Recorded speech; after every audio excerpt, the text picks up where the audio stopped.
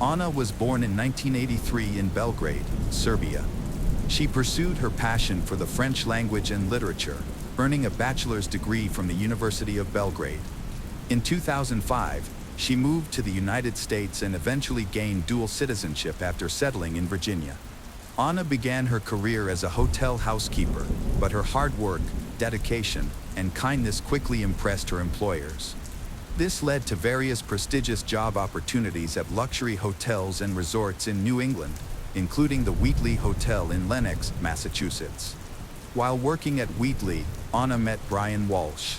At that time, Anna was in a serious relationship with someone else. However, after her divorce, she had the opportunity to reconnect with Brian.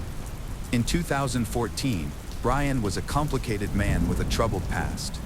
He was the son of a prominent neurologist who headed the neurology department at Brigham and Women's Hospital in Boston. Despite coming from a wealthy family, he had faced numerous emotional and psychological difficulties. His parents neglected him, which left him feeling unloved and emotionally scarred. They sent him to a prestigious boarding school in Rhode Island, hoping that a good education would compensate for their lack of attention. However, instead of helping him, this only exacerbated his feelings of abandonment. After graduating from boarding school, Brian attended Carnegie Mellon University, a prestigious institution.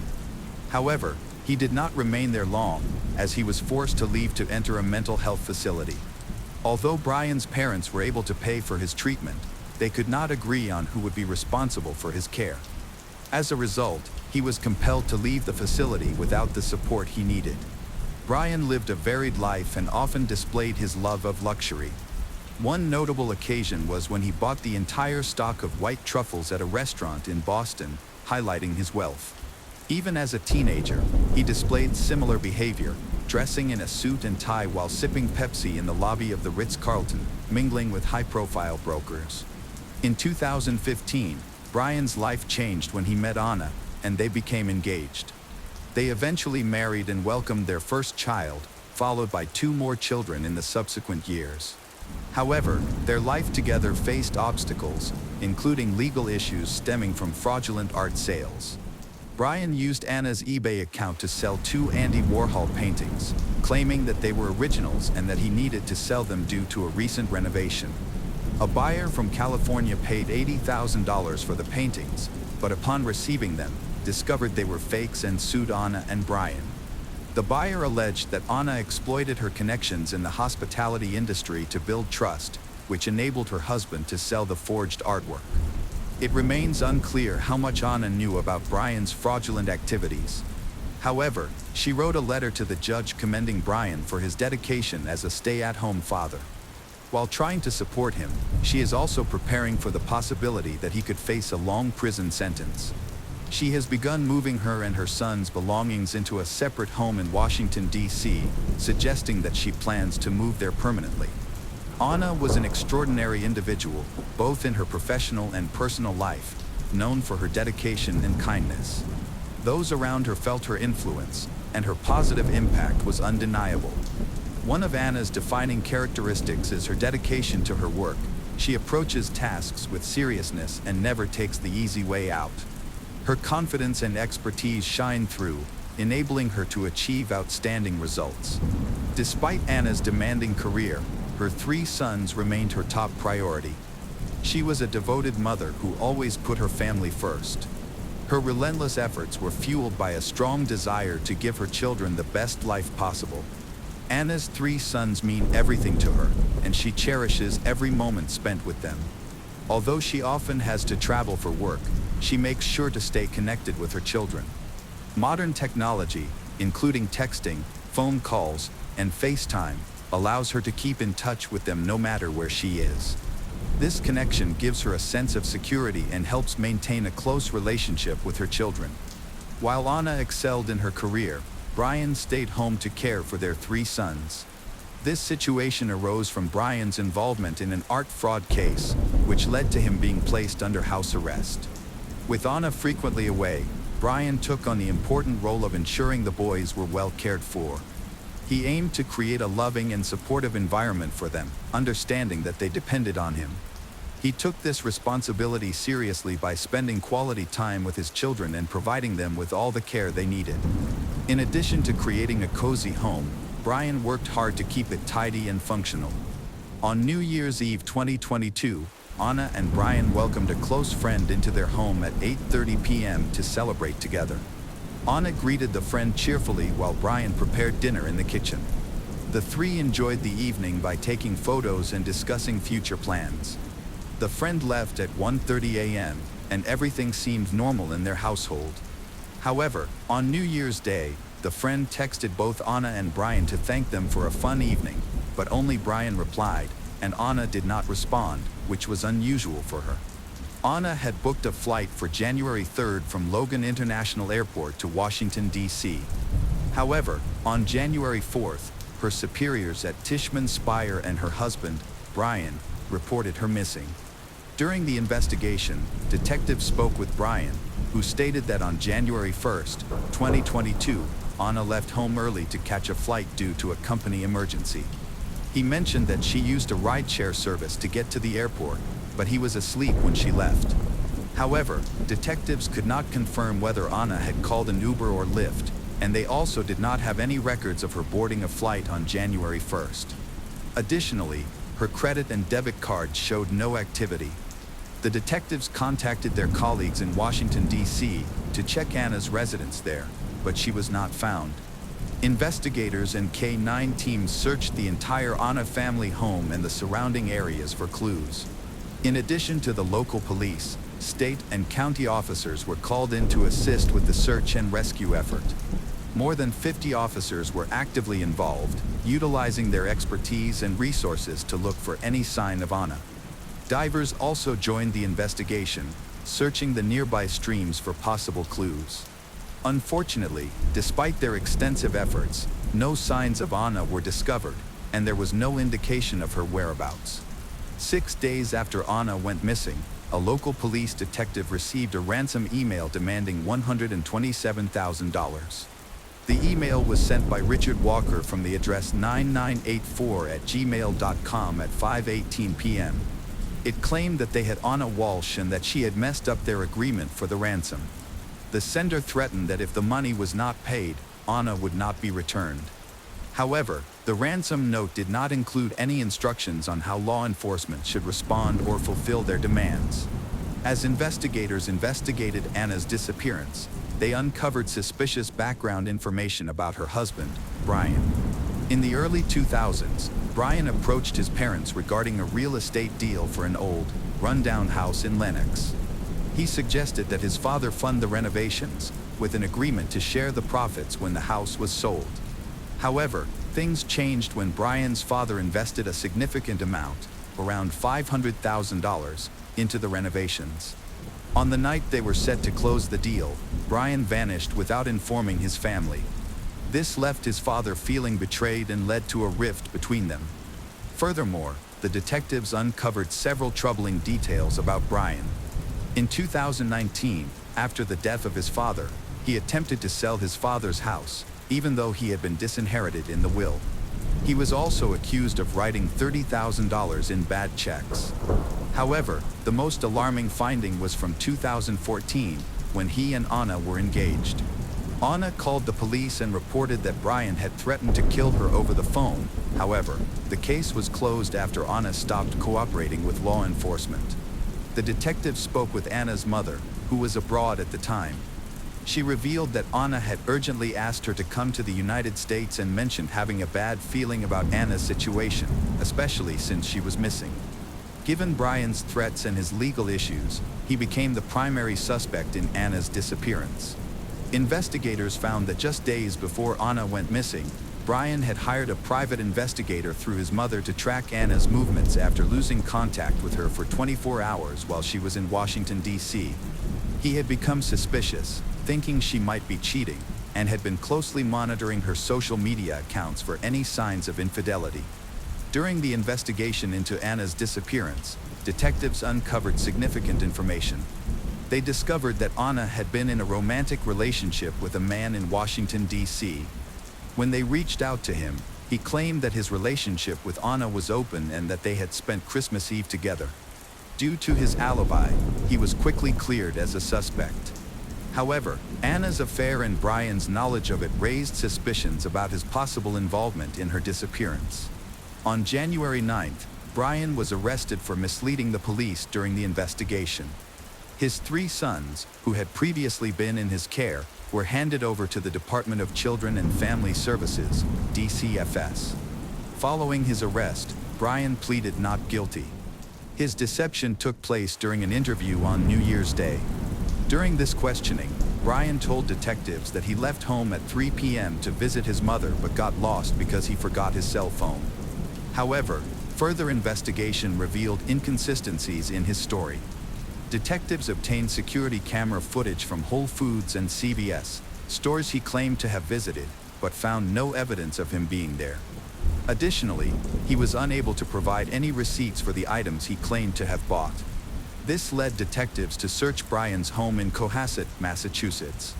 In the basement, they found a damaged, bloody knife, which they collected for evidence testing. Crime scene investigators conducted a thorough search of Anna and Brian's home, seizing electronic devices belonging to both them and their children. Among the seized devices was an iPad belonging to their sons, which revealed alarming internet searches made by Brian on January 1, 2023. His searches included phrases like how long before a body starts to smell, how to stop a body from decomposing, and can you be charged with murder without a body. On January 2, 2023, investigators reviewed CCTV footage that showed Brian visiting HomeGoods and buying 3 rugs. They also found concerning Google searches he made that day, such as can you identify a body with broken teeth. Furthermore, Home Depot surveillance captured him pushing a cart filled with cleaning supplies, including mops, brushes, tape, baking soda, goggles, face masks, tarps, and gloves, totaling $450. This raised suspicions about his intentions, suggesting that he may have been preparing for a cleanup. The detectives obtained additional security camera footage from an apartment complex in Abington on January 3rd. The video showed Brian walking toward a dumpster while carrying a heavy trash bag. His effort to lift the trash bag into the trash can indicated that there was something very heavy inside. Unfortunately, when the investigators arrived, they found that the contents of the dumpster had already been taken to a dump where they were shredded and incinerated. This made it difficult for the detectives to gather further evidence, as the trash bag and anything it contained had already been destroyed. Later, while searching the dumpster behind Brian's mother's home in January, detectives found several suspicious items, including blood-stained trash bags, towels, rags, a Tyvek protective suit, goggles, and Anna's slippers. They also discovered a hacksaw, cutting blades, a purse, and boots that matched those Anna was last seen wearing. Additionally, a part of the necklace she wore on New Year's Eve was found. After analyzing these items at the crime lab, investigators found DNA from both Anna and Brian on the flip-flops and the protective suit, which further strengthened Brian's connection to the case. On the night of January 3rd, Brian returned home and conducted a series of unsettling Google searches. He searched for questions like, what happens to hair on a dead body? How fast does a body decompose? How does decomposition differ for a body in a plastic bag versus one found on the ground? And can baking soda mask the smell of a body?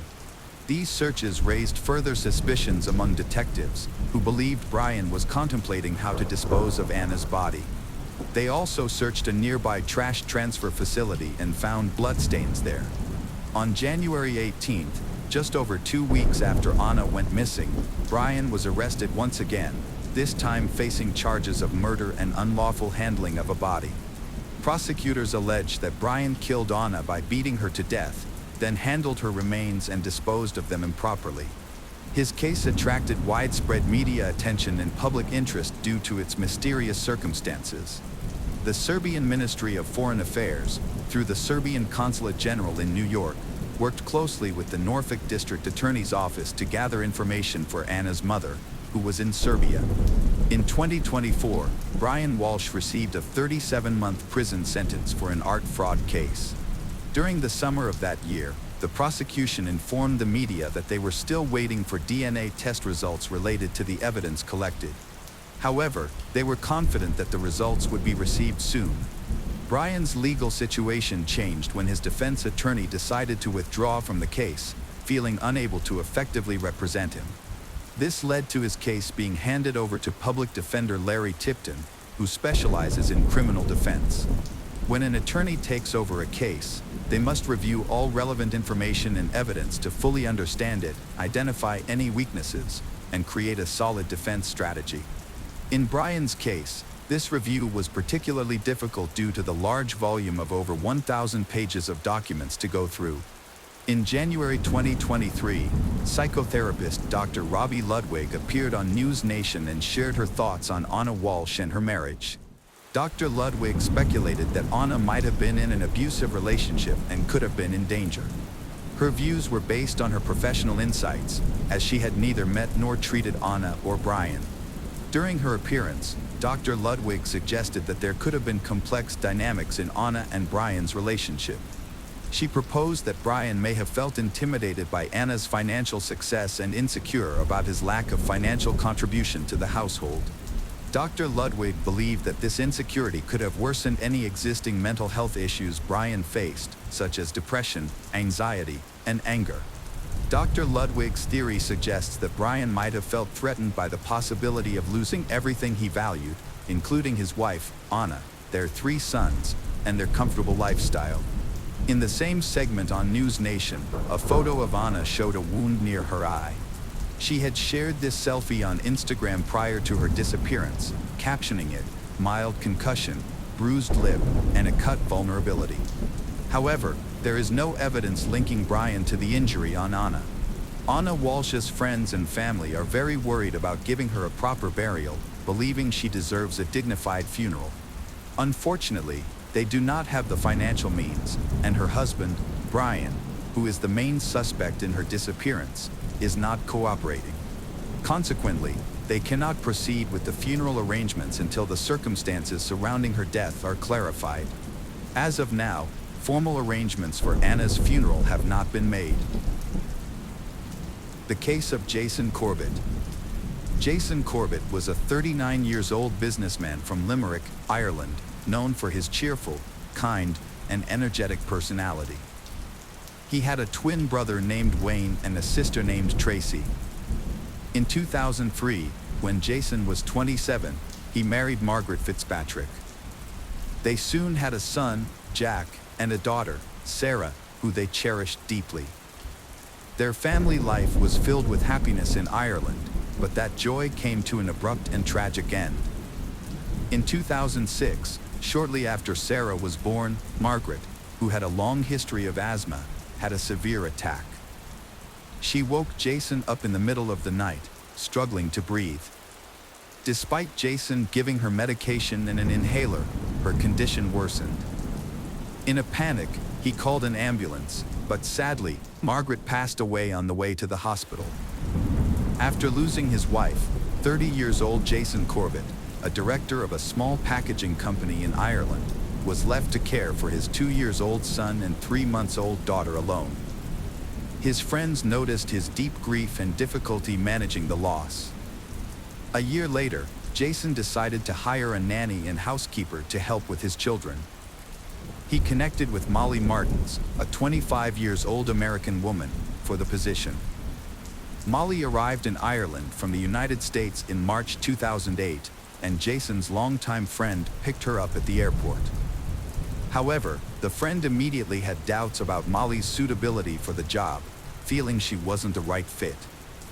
Molly seemed younger than her age, wearing a flashy outfit with a bright coat with a fur collar, cowboy boots, lush curls, and heavy makeup.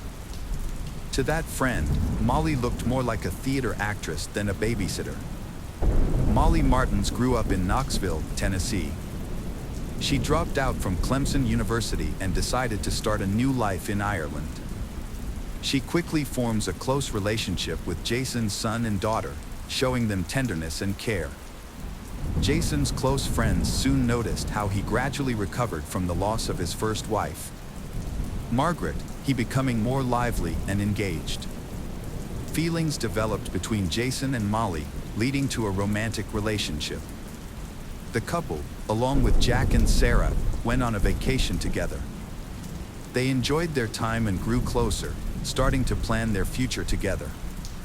2 years later, on Valentine's Day 2010, Jason invited Molly to a cafe, where he gave her a ring and proposed. Overjoyed, Molly immediately began planning their wedding in America. She persuaded Jason to move to her home country, and he agreed. In 2011, he sold his house and transferred his job to the United States. The family settled in Davidson County, North Carolina, where Jason and Molly got married in a ceremony attended by many relatives and friends from both America and Ireland. After marrying Jason, Molly worked as a swimming instructor, but mainly focused on caring for Jason's children, Jack and Sarah. Jason held a managerial position in the United States. Although their life seemed happy at first, their marriage then began to deteriorate. This tension came to a head on August 1st, 2015, when Molly's parents, Tom and Sharon Martins, visited the Corbett family home around 11 p.m. Jason greeted them in the driveway and helped with their luggage.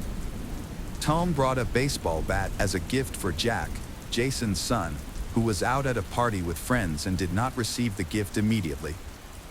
That evening, Jason, Molly, her parents, and Sarah had pizza for dinner. Jack returned home around 11 p.m., but Tom decided not to give him the baseball bat so late at night, planning to do so the next morning. After 11 p.m., the family went to bed. Molly and Jason slept in the master bedroom on the first floor, with Jack and Sarah in nearby rooms. Molly's parents stayed in the guest room on the second floor. In the early morning of August 2nd, at around 3 a.m., Tom Martins called 911. He reported that his son-in-law, Jason, had attacked Molly, and in self-defense, he hit Jason with a baseball bat. Tom urgently requested assistance, as Jason was unconscious and bleeding. The 911 dispatcher instructed Tom and Molly on performing CPR to try to revive Jason before help arrived. 10 minutes later, when police and ambulance services reached the scene, they found Molly outside near a car. She appeared distraught and in shock, though she wasn't crying. Inside the main bedroom, they found the lifeless body of 39-year-old Jason Corbett, with blood splattered on the bed, walls, and floor. Tom and Molly had blood-stained clothes, and Jason's body was marked with dried blood. Nearby, there was a bloody baseball bat, a large cobblestone, and an overturned lamp. Meanwhile, Jack and Sarah slept through the incident in their rooms. Tom and Molly admitted to being involved in Jason's death, claiming it was in self-defense, and were taken to the station for questioning. At the police station, 66-year-old Tom Martins, a retired FBI agent with 30 years of experience, reported that his son-in-law, Jason, was insane and frequently tormented his daughter. Tom said that Jason was intoxicated that evening. After everyone had gone to bed, Tom was awakened by screams and loud noises coming from the first floor. He quickly got out of bed, grabbed a baseball bat, and rushed downstairs. Upon entering the main bedroom, he saw Jason clutching Molly's throat with both hands. Tom shouted at Jason to let Molly go, but Jason turned to him and replied that he would kill her. Tom claimed that his instinct to protect his daughter arose immediately. He struck Jason with the baseball bat, but Jason seemed unaffected by the blow. Jason then tried to pull Molly into the bathroom and shut the door, but Tom intervened. Jason pushed Tom, causing him to fall, and his glasses flew off. At that moment, Tom feared for his life. Jason noticed the bat on the floor and reached for it, but Molly seized a stone, shouted at him not to touch her dad, and Molly struck he on the head with all her strength. Following this, Tom picked up the baseball bat again and continued to hit Jason until he collapsed onto the floor. During the interrogation, 32-year-old Molly repeatedly told the investigators the same story. She recounted that Sarah woke up in the night with night terrors, which startled Jason and made him very angry. In his anger, he attacked Molly, started strangling her, and threatened to kill her. Molly's father intervened to help her. Molly admitted to hitting her husband on the head with a heavy stone to save her father. When the police asked where she got the stone, Molly explained that it was on her bedside table. They had planned to paint the cobblestone with the children to create beautiful flower beds decorated with colorful stones. Molly couldn't remember how many times she struck her husband, only describing the incident as a real fight for her life. During the interrogation, Molly informed the investigators that she was still in pain from her husband's chokehold. They took photographs of her, capturing a red mark in the center of her neck. Later, the police compared these photos with those taken at the time of her arrest and found no red marks on her neck then. Molly admitted that the altercation with her husband had happened the day before the incident. During that fight, Jason had grabbed her arms and neck. Throughout the interrogation, she repeatedly complained of throat pain. Tom and Molly both claimed that Jason was mistreating Molly, but Jason's family disagreed. Tracy, Jason's sister, shared her observations about his marriage to Molly, noting unusual dynamics. Tracy remarked that Molly exerted significant control over Jason and she would become upset if things didn't go her way. Molly's unwillingness to engage with Jason's visiting relatives also raised concerns. Additionally, a friend of Molly's revealed that Molly had told people she was friends with Jason's first wife, Margaret, until Margaret died of cancer. This statement contradicted family accounts since it was known that Margaret had actually died of an asthma attack. Despite warnings and concerns from Jason's family and friends about Molly's unusual behavior, the couple went ahead with the wedding. This marked the start of a complicated and troubled marriage. At first, Molly and Jason's relationship seemed happy, with Molly developing a strong connection with Jason's children, Jack and Sarah, treating them like her own. However, as their first wedding anniversary approached in 2012, Jason mentioned wanting to move back to Ireland due to feeling unhappy living abroad.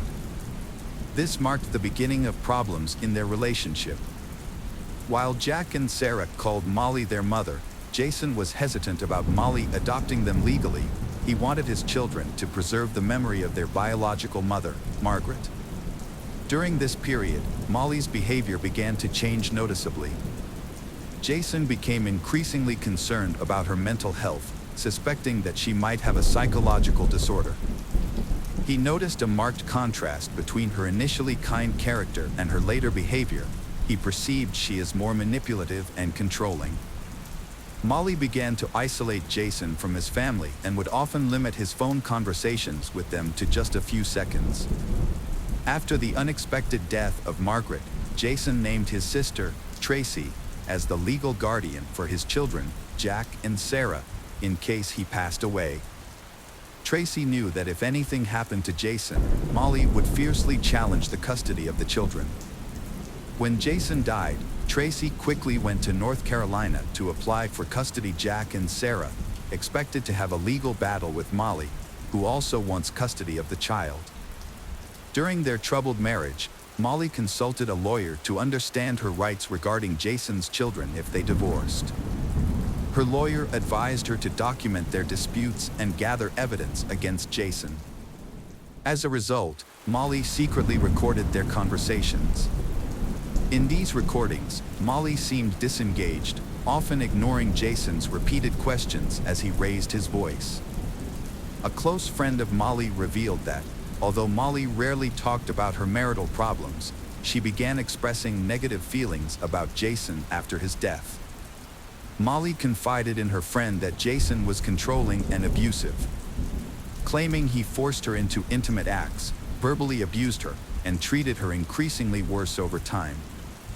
Despite these claims, Molly did not report these incidents to the authorities. For days after Jason's tragic death, his children, Jack, 10, and Sarah, 8, were interviewed by a child welfare professional. During the interview, they discussed Molly and Jason's relationship. They said that their mother, Molly, was careful not to wake their father, Jason, as she was worried it might make him angry. Jack mentioned a cobblestone that was on the bedside table, explaining that they had brought it inside to protect it from the rain and planned to decorate it later. Regarding their parents' interactions, both Jack and Sarah described incidents where they saw their father physically attacking Molly. They recounted situations where Jason hit and pushed Molly and often snapped at her over trivial matters. After these revelations, Jack and Sarah were temporarily placed in the care of their biological aunt, Tracy. She traveled from Ireland and stayed at a hotel in North Carolina during the custody battle over Jack and Sarah. The autopsy of Jason revealed the grim details of his death. He died from a traumatic brain injury. Jason had been struck about 12 times on the head with both a baseball bat and a brick. These blows were concentrated in the same parts, causing severe tearing of his scalp from his skull and fracturing his skull. Notably, the medical examiner concluded that at least one of these strikes occurred after Jason had already died. The toxicology report provided further details, showing slightly higher than normal levels of alcohol in Jason's blood. Additionally, traces of trazodone, an antidepressant often prescribed for insomnia, were found in his body. Jason was buried in his hometown of Limerick, Ireland, next to his first wife, Margaret. Their shared tombstone features a wedding photo, symbolizing their lives and the bond they had. 16 days after Jason's death, his sister Tracy took his children, Jack and Sarah, to Ireland, away from their stepmother, Molly. She was shocked and devastated to learn that Jack and Sarah were in another country. She tried contacting them through phone calls and social media posts, hoping the messages would get through to the children. Molly and Tom consistently claimed that their actions against Jason were in self-defense, while the investigation into Jason's death continued. Tracy, however, suspected they had a different motive. Tracy believes that Molly knows Jason plans to leave her and that he will take the children with him. Tracy speculated that on the night of the incident, Jason told Molly about his decision, and Molly, fearing being left alone, reacted violently. In Ireland, Jack and Sarah received psychological support and slowly adapted to their new surroundings. 9 months after their father's tragic death, Jack and Sarah admitted that they had been forced to lie about domestic violence occurring at home. They revealed that Molly had manipulated them into making up stories about their father's behavior, threatening to cut off contact with them if they didn't comply. Contrary to Jack and Sarah's earlier claims, they clarified that their father had never been abusive towards Molly. During the investigation, detectives discovered Molly's past relationship with her ex-partner, Keith Megan. He shared many details about her earlier life. Keith and Molly met through a dating website and they felt affection for each other at first sight. They moved in together after just 6 weeks. Keith admired Molly's independence, cheerfulness, lightheartedness, and personality. Molly eventually told him about her struggle with bipolar disorder. Keith was not overly concerned about this, as Molly was on medication and generally well, except for some behavioral changes when she missed her doses. She wasn't violent or prone to outbursts, but did have moments when, for example, she would insist that Keith not leave during quarrel. Molly would often spend long periods in the bathtub and then sit on the cold floor crying. Despite these challenges, they continued their relationship without plans to have children. Molly informed Keith that she was taking birth control pills, but then unexpectedly announced that she was pregnant. At this point, Keith, who was the family's only source of income, was already facing financial difficulties and felt unprepared for parenthood. When he found an unopened pack of contraceptives in Molly's wardrobe, he realized she had deceived him. Despite this, Keith proposed to Molly, who accepted happily. Molly continued taking her antidepressants and other medications, sometimes up to 16 pills a day, which worried Keith about the health of their unborn child. Molly once had a dream about losing the baby, and tragically, the next day, the hospital confirmed that the fetus had died. This incident further strained their relationship. Molly fell into deep mourning and was diagnosed with severe depression, as noted in her medical records. Her parents consoled her a lot, at the same time. They have a disdainful view of Keith, considering him a villain. In early 2008, Molly told Keith about her plan to go to Europe to work as a nanny. In March, she packed her things and left the apartment she shared with him.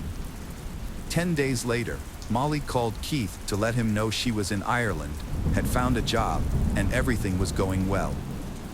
After that, they never spoke or saw each other again. In October 2015, Keith received an email from a detective in North Carolina, where he learned about the unfortunate incident that had occurred. It turned out Molly had kept her relationship with Jason, engagement, and moved to another country a secret from everyone.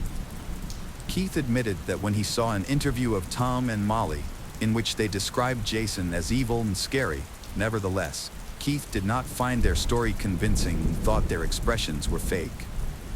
In January 2016, 6 months after Jason's death, Tom and Molly were unexpectedly charged with second-degree murder. By July 2017, 2 years after the incident, the father and daughter went to trial together. They argued that they acted in self-defense when Jason was killed. During the trial, Tom Martins said he did what any father would do: he defended his daughter.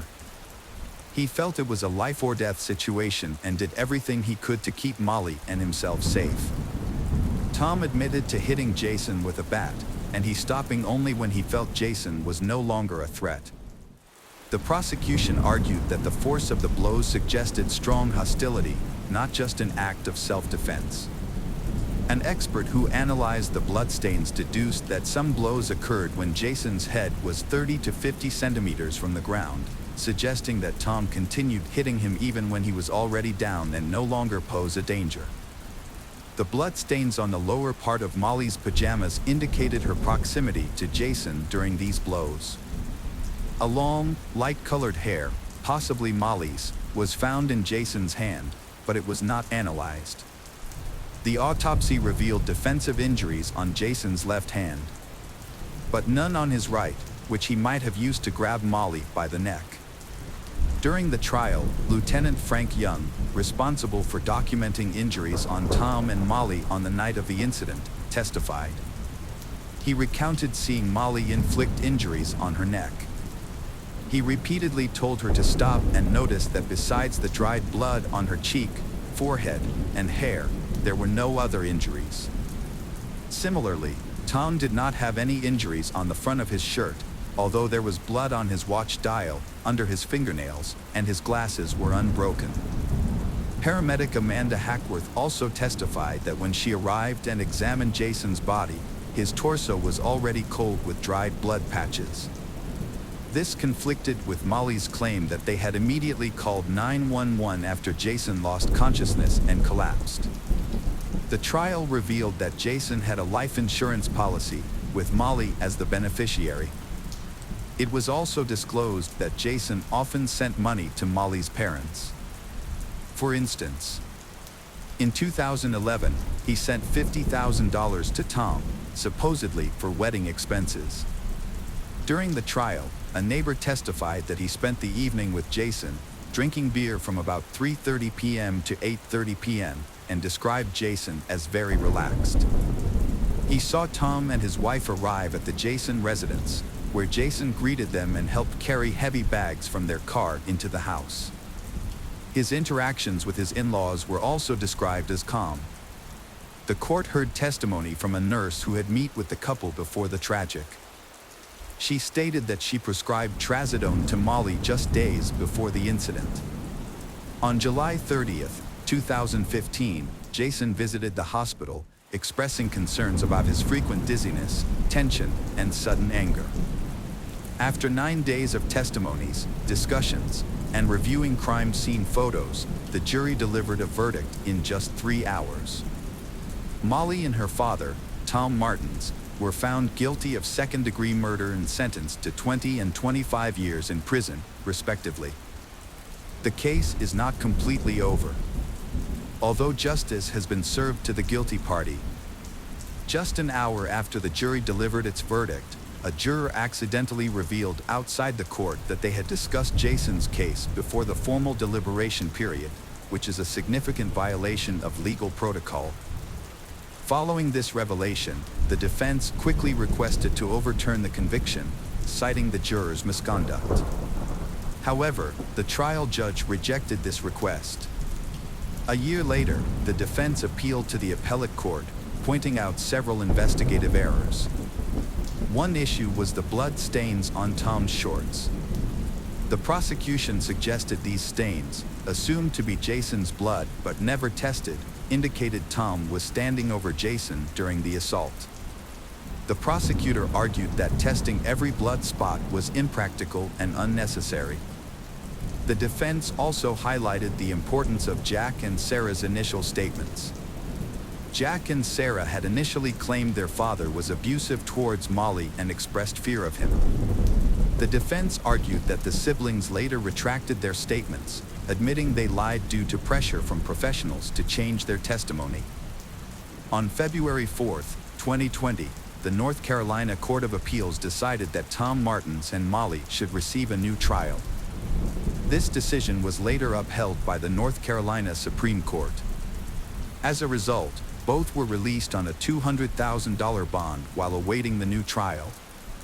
They were required to surrender their passports and were prohibited from any contact with Jack and Sarah. Currently, Jason Corbett's case has been moved to Forsyth County, North Carolina, to continue with the legal proceedings. The drive to achieve one's goals at any cost can lead people to commit shocking acts and betrayals. It can be hard to grasp the lengths someone will go to achieve their dreams, especially when it endangers the lives of others. Today's story is about a tragic murder that shocked all of Brazil. The impact was felt most deeply in the small town of São João Batista. For this close-knit community, the crime is one of the most brutal and unprecedented events in history.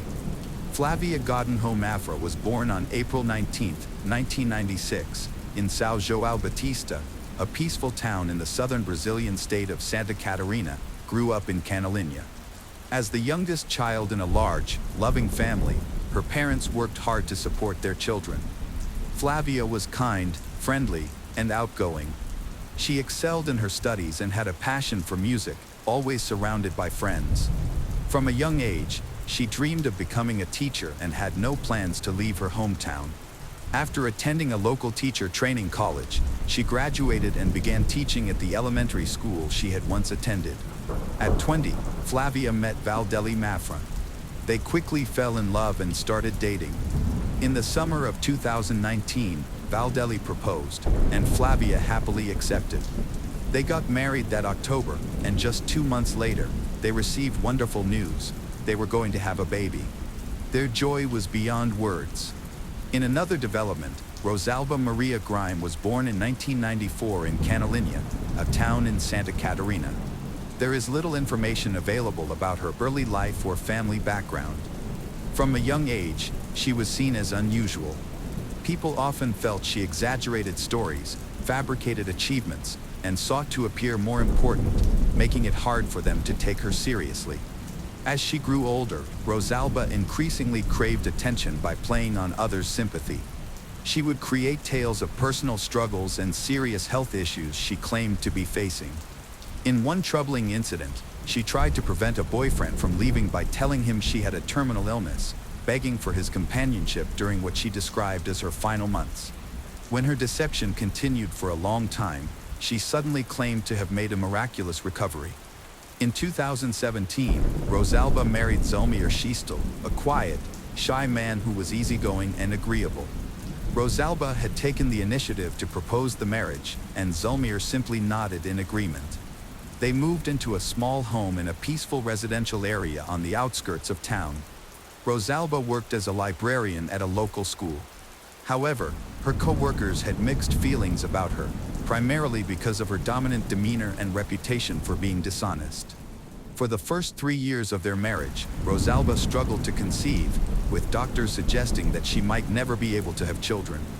Therefore, when she discovered in the fall of 2019 that she was pregnant, she was filled with joy. She quickly shared the exciting news with her family, friends, and coworkers.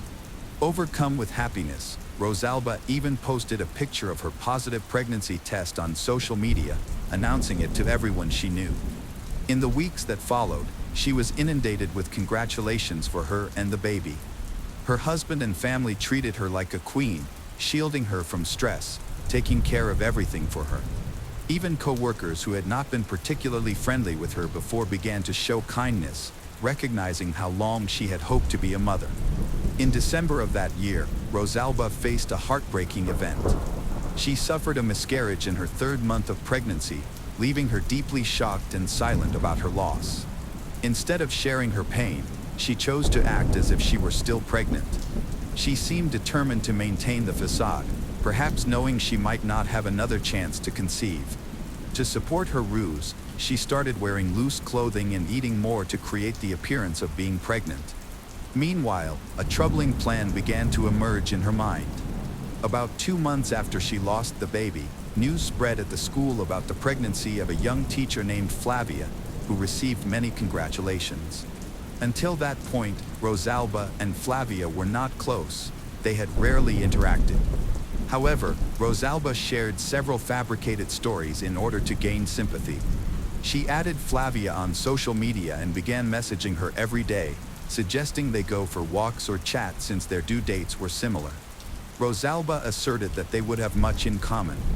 Flavia was initially hesitant to have lunch with Rosalba because of her eccentric reputation, but she eventually agreed during a work break. They exchanged phone numbers, and Rosalba shared several fabricated stories to gain sympathy. The only true part of her stories was that she had struggled for years to conceive and had longed for this pregnancy. Of course, she did not mention the miscarriage. Initially, they met infrequently, despite seeing each other at work almost every day. It later emerged that Rosalba had also connected with 2 other expectant mothers from the same town on social media, who she believed were at a similar stage in their pregnancies. She attempted to build friendships with them by inviting them out and asking to visit their homes. Rosalba claimed she was having a daughter. However, when she discovered that both women she had met online were having boys, she abruptly cut off contact with them. Shortly after, she found out that Flavia was expecting a girl, and from that point on, Rosalba became completely fixated on her. As time went on, it became harder for Rosalba to keep up the pretense of being pregnant. She frequently searched online for symptoms and experiences that expectant mothers often report. She would share these with her husband, family, and co-workers as if they were her own. Over several months, she gained nearly 30 pounds, but her appearance still didn't fully resemble that of someone in the later stages of pregnancy. Her husband insisted on joining her for doctor's appointments. He wanted to see the baby on the ultrasound, but Rosalba had to come up with excuses to maintain the deception. Zomir was a trusting man who loved his wife and believed everything she said, which made it easier for her to keep him unaware of the truth. She would tell him that appointments had been canceled or rescheduled due to the clinic being overbooked or the doctor being unavailable. At times, she claimed she was lucky enough to get a last-minute appointment while he was at work, and he believed her every time. To strengthen her story, Rosalba began creating fake notes on her phone that appeared to be from her doctor, including recommendations, appointment confirmations, and cancellations. Although she didn't have a strong grasp of medical terminology, often made spelling and factual errors, Zomir wasn't familiar with medical details, so he had no reason to question her. To maintain the deception and avoid raising suspicion, Rosalba even sent messages to her husband pretending to be the doctor. In one message, she suggested that they temporarily pause their intimate relationship to minimize any risks to the pregnancy. He accepted this advice, believing it was from a medical expert. Rosalba developed an obsession with shopping for baby items such as onesies, diapers, bottles, pacifiers, blankets, and toys.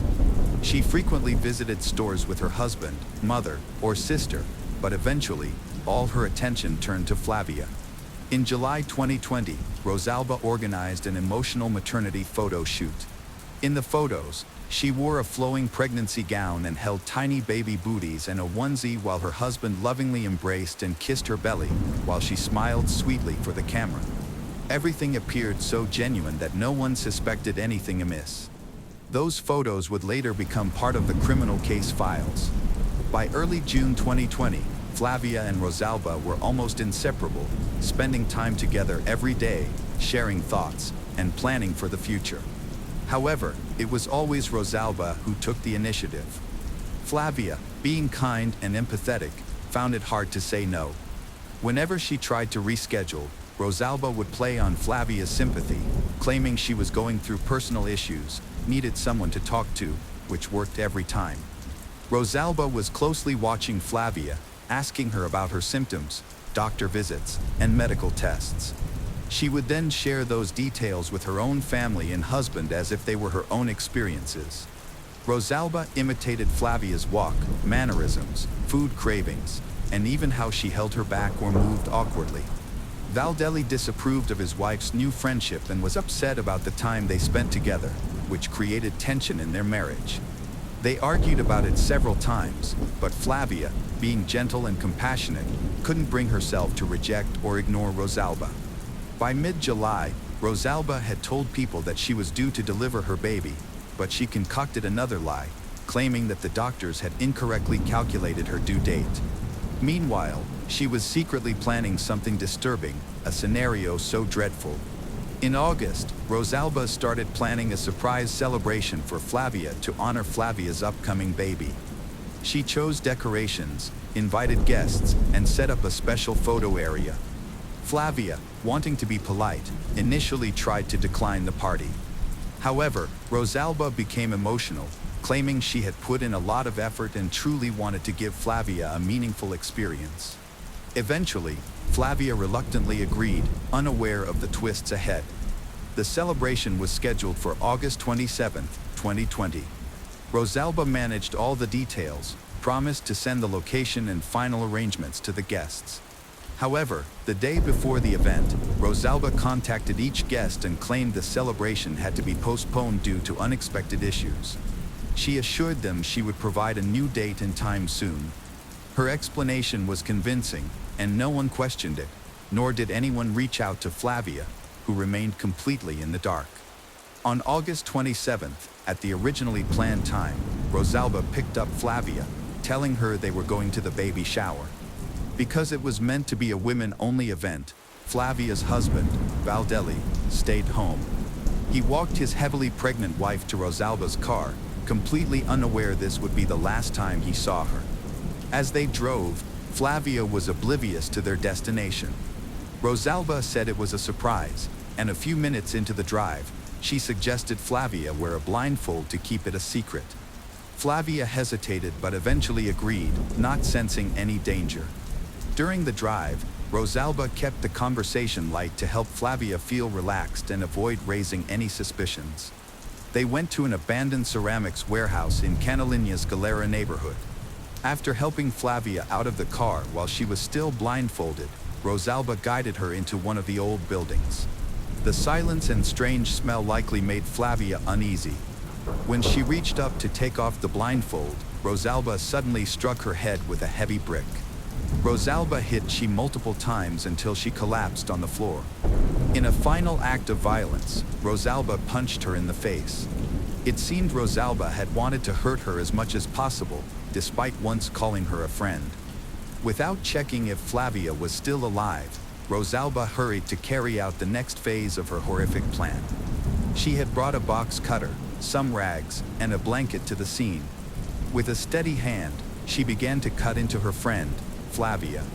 Rosalba had no medical training, no understanding of anatomy, and no idea how a C-section was performed.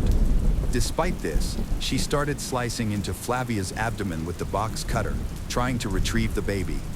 She acted aggressively, using too much force and lacking precision. The box cutter, unlike a surgical instrument, tore through the skin rather than creating clean cuts. Rosalba had completely misunderstood the reality of what she was attempting. What she thought would be a quick procedure turned out to be chaotic and messy. The process took much longer than she expected, and her frustration grew, resulting in her accidentally cutting the baby several times while trying to pull her out. The environment was entirely unsanitary. Rosalba didn't even attempt to clean the tools she had brought. The fact that the baby survived the ordeal was nearly miraculous. After finally extracting the baby, she wrapped the newborn in the blanket and placed her in the back seat of her car. Rosalba then wiped her hands as best as she could, changed into clean clothes she had brought from home, and threw her blood-stained outfit into the trunk. She paused to rehearse her story before heading to the hospital.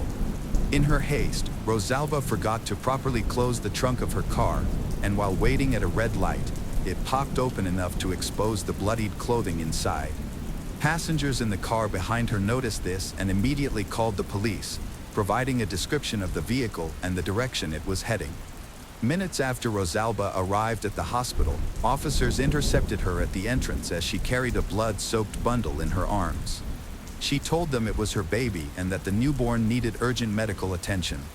Officers escorted her to the emergency room while they waited nearby. With a trembling voice and tears in her eyes, Rosalba explained to the medical staff that she had gone into sudden labor and didn't have time to reach the hospital in advance. She said the baby had fallen onto gravel during her rush trip to the car, and in a panic, she had wrapped the baby in the first blanket she found before driving. When a doctor informed her that she needed to be examined, Rosalba refused, insisting she was fine. This raised immediate concerns among the staff. Upon examining the baby, the medical team found several unusual cuts and puncture wounds that did not appear to be from a fall on gravel. The injuries looked like they had been inflicted with a sharp object in a chaotic manner. Fortunately, none of the wounds affected vital organs, and the medical team quickly treated them to prevent infection. Concerns were immediately communicated to the police, who insisted that Rosalba undergo a physical examination. They warned her that if she refused, they would have to use legal authority. With no other option, Rosalba reluctantly agreed. The examination confirmed the doctor's suspicions. There were no signs of childbirth or pregnancy. There was no bleeding, no physical trauma, and no other indicators. Both internally and externally, everything looked normal, indicating that her entire account was fabricated. However, the doctors chose not to confront Rosalba immediately.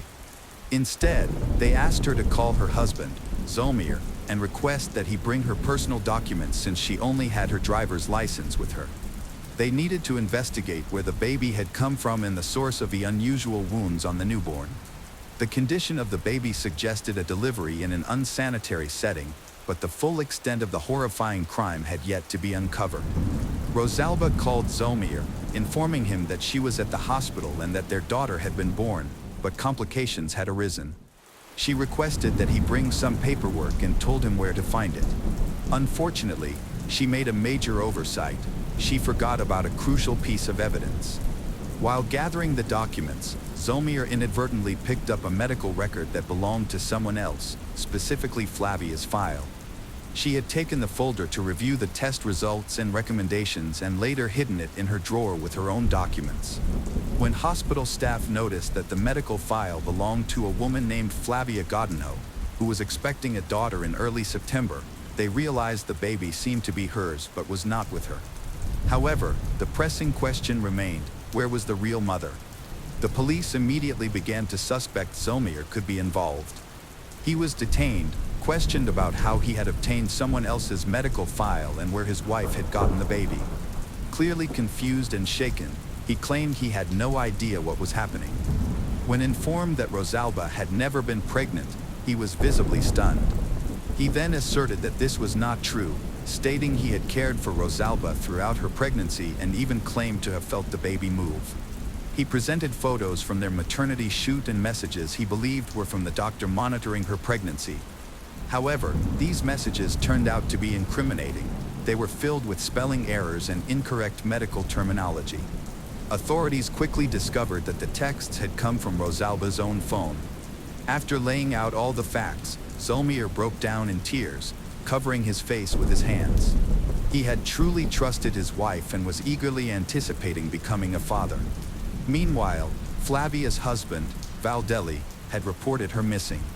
He informed the police that she had left with a friend to attend the baby shower, expecting to return by 9 p.m., but she never came back and her phone was off. Worried, Valdelli began calling other guests who were said to be invited to the party, only to find out in shock that the event had been canceled the day before. As Valdelli continued to attempt to reach Rosalba, the friend who supposedly organized the gathering, his concern deepened when he discovered her phone was also turned off. Realizing he couldn't wait any longer, he went directly to the police. However, law enforcement had not yet received the hospital report regarding Rosalba and the newborn, so they were unaware that the cases might be linked. The officers said they would start searching in the morning, but that wasn't sufficient for Valdelli. He teamed up with Flavia's parents and other relatives to begin their own search. They divided into teams to cover more areas, and Valdelli decided to check the outskirts of town. It was there, while passing by an abandoned factory, that he chose to stop and investigate. Tragically, he found his wife's body, brutally disfigured. Shocked and terrified, he quickly called the police, unable to understand what had happened or who could commit such a horrific act. When the police arrived, they had already been informed by the hospital about Rosalba. This woman also possessed a medical file belonging to a woman named Flavia Godinho. The authorities realized that the name of the victim discovered at an abandoned factory matched the name on the stolen medical file, which clarified the case. Forensic evidence showed that the victim had been hit at least 5 times in the head with a brick, but these injuries were not fatal on their own. The cause of death was identified as severe blood loss due to a violent attempt to remove the baby. A box cutter used in the act was found near the body. With all the evidence pointing to Rosalba's guilt, it became a straightforward case. DNA testing confirmed that the baby Rosalba attempted to claim was indeed Flavia's daughter. Despite the strong evidence against her, Rosalba continued to deny her involvement and maintained her story. Her fingerprints were discovered on the knife beside Flavia's body. Flavia's blood was found on her clothes, shoes, and hair. Investigators confirmed that Rosalba had a miscarriage months earlier and had lied about still being pregnant. She had premeditated the crime, choosing her victim in advance to take the baby, without considering the consequences of her actions. Rosalba was convicted of aggravated homicide, infanticide, concealment of a corpse, obstruction of justice, kidnapping of a minor, and denial of rights to infants. In hopes of receiving a lighter sentence, she later recounted the events in detail, shocking everyone in the courtroom. Her attorney claimed that Rosalba had suffered a psychological breakdown after her miscarriage and became obsessed with motherhood, losing touch with reality. However, a psychological evaluation determined that she was mentally competent and fully accountable for her actions. She was sentenced to 57 years in prison, with the possibility of parole after serving at least half of her sentence. Zolmir, Rosalba's husband, was completely exonerated. It was established that he had no knowledge of his wife's plans and had no part in the crime. Shortly after her arrest, he filed for divorce and moved away from São João Batista. Flavia's family also chose to leave the small town after the legal proceedings were finished. The case had become the most talked about topic in the community, and they wanted to protect young Cecilia, the name they chose for Flavia's daughter. The tragic murder of Flavia Godinho Mafra stands as a chilling reminder of how far desperation and obsession can drive a person to commit unspeakable acts. The small, tight-knit community of São João Batista was forever changed by this brutal crime, which shattered their sense of safety and trust. Flavia, a beloved teacher and soon-to-be mother, was robbed of her life and dreams by someone she considered a friend, leaving her family and community to grapple with unimaginable grief. Rosalba Maria Grimes' calculated deception and heinous actions not only took a life, but also exposed the depths of her fixation on fulfilling a fantasy at any cost. While justice was served with her conviction, the scars left on Flavia's loved ones and the town will endure. Cecilia, Flavia's daughter, survives as a symbol of hope amidst tragedy, raised by a family determined to honor her mother's memory. This case underscores the profound consequences of unchecked ambition and the devastating ripple effects of betrayal, serving as a somber lesson in the value of empathy, honesty, and the sanctity of human life. On October 30th, 2011, David Swift reported his wife, Karen, missing after returning home from a Halloween party the previous night. That night, Karen had come home, put their daughter Ashley to bed, and slept with her.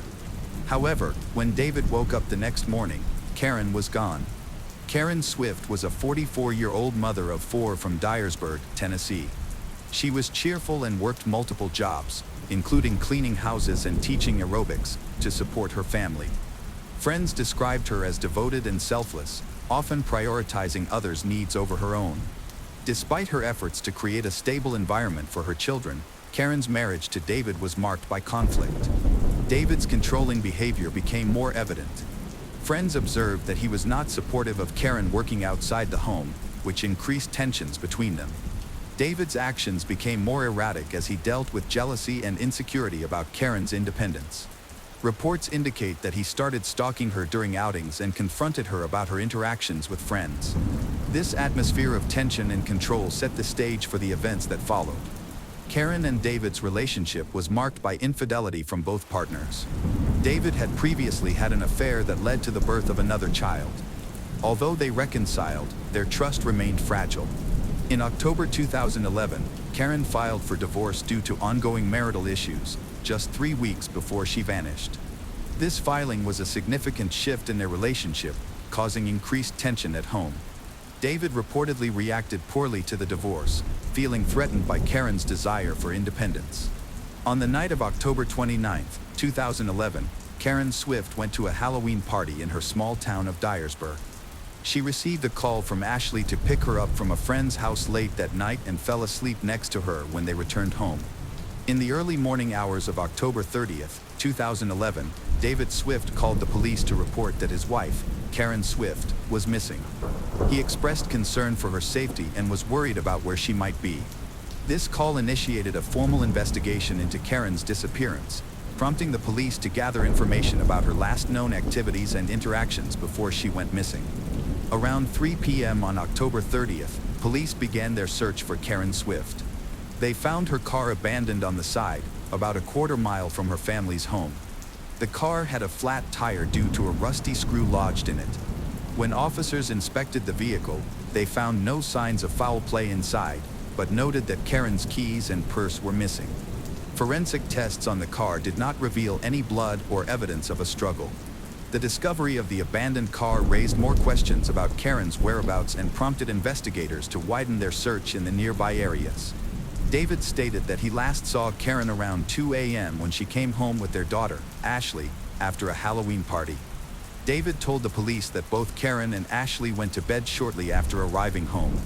Later, during additional police interviews, David mentioned that he briefly checked on Ashley to ensure she was safe before going back upstairs to sleep. His version of events raised suspicions among investigators about the timeline of Karen's disappearance and whether he was involved. He also claimed he did not know of any plans Karen might have had for that night and was confused about her sudden absence. Witnesses reported a pattern of controlling behavior from David toward Karen. Friends described his jealousy and possessiveness, mentioning that he would often only call Karen while she was out with friends. They also noted instances of David stalking Karen, leading to serious confrontations in their relationship.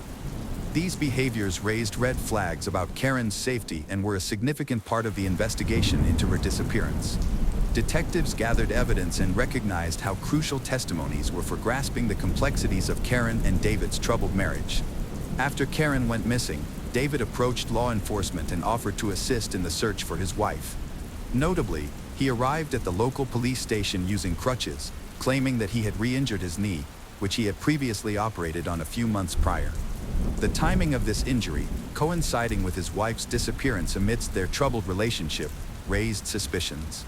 On December 10, 2011, the investigation into Karen Swift's disappearance took a significant turn when her remains were found in a cemetery less than 3 miles from the Swift family home. 2 hunters made the discovery and promptly informed the police. Investigators quickly arrived to secure the area, and forensic analysis later confirmed that the remains were those of Karen Swift. An autopsy revealed that Karen had suffered blunt force trauma to the head, which was ruled a homicide. This finding changed the nature of the investigation from a missing person case to a homicide case. The autopsy showed that the trauma Karen suffered would have been deadly. However, because a significant amount of time had passed since her disappearance, figuring out the exact details of her death was difficult. Investigators observed that there were no signs to suggest that the murder took place at the cemetery. It seemed Karen's body had been moved there after she died. Finding her remains brought renewed attention to David Swift as a suspect, particularly because the nature of her injuries and the location of her body raised important questions about his potential involvement. Investigators started to examine David's actions and statements more carefully, looking for any evidence that could connect him to her death. They discovered that Karen had obtained a second cell phone to prevent David from tracking her, which indicated her wish for privacy amid their troubled relationship. During the investigation, David claimed he didn't know about this second phone. However, authorities found that the number was saved in his work phone. During interviews with investigators, David seemed more concerned about Karen's actions than about her well-being. The detective pointed out that David's fixating on his wife's supposed drinking and partying suggested he might be hiding something. However, despite these observations, investigators faced challenges in finding physical or eyewitness evidence that connected David to the homicide, which hindered the progress of the investigation. In the months after Karen disappeared, David moved to Alabama and got remarried. He stayed involved in raising their daughter, Ashley, but did not provide any new information about Karen's case. Ashley wanted to learn more about what happened to her mother but felt increasingly hopeless about finding any answers. Authorities looked into David's claims about changes in Karen's behavior, particularly regarding her new friendships. Investigators examined this narrative to see if it was relevant to her disappearance. From December 16 to 20, 2011, forensic examinations took place at both the Swift home and Karen's vehicle. Investigators found no evidence of foul play in the house but noticed some mess in Karen's bedroom. They also found 7 gallons of bleach, which David claimed were for cleaning after a neighbor's dog poisoning incident. As the investigation continued in January 2012, law enforcement made public appeals for information about Karen's disappearance and death, hoping to find witnesses who had seen her or knew where she was last seen. However, the lack of solid evidence against David slowed the progress of the case. Authorities pursued various leads and collected testimonies suggesting David's possible involvement in Karen's murder. The investigation remained open throughout 2011 and 2012 as they worked to achieve justice for Karen Swift. On August 8, 2022, David Swift was charged with first-degree premeditated murder in connection to his wife's death, representing a major breakthrough in a case that had been unresolved for over a decade. This arrest surprised many in the community and Karen's family, who had struggled for years with uncertainty surrounding her disappearance. Ashley Swift, Karen's daughter, voiced her confusion and distress regarding her father's arrest. After years without a clear suspect, she found it hard to cope with the sudden shift in the investigation. The arrest also deeply affected the Dyersburg community. For over 10 years, residents had closely followed the case, often discussing it in search of answers about Karen's fate. The investigation's stagnation left many feeling frustrated and hopeless. Danny Goodman, the prosecutor at the time, believed that earlier investigators in Karen's case were waiting for a key piece of evidence that could prove David's guilt. However, as the case developed, it became clear that such evidence did not exist. The investigation was interrupted by global issue, causing everything, including Karen's case, to come to a standstill.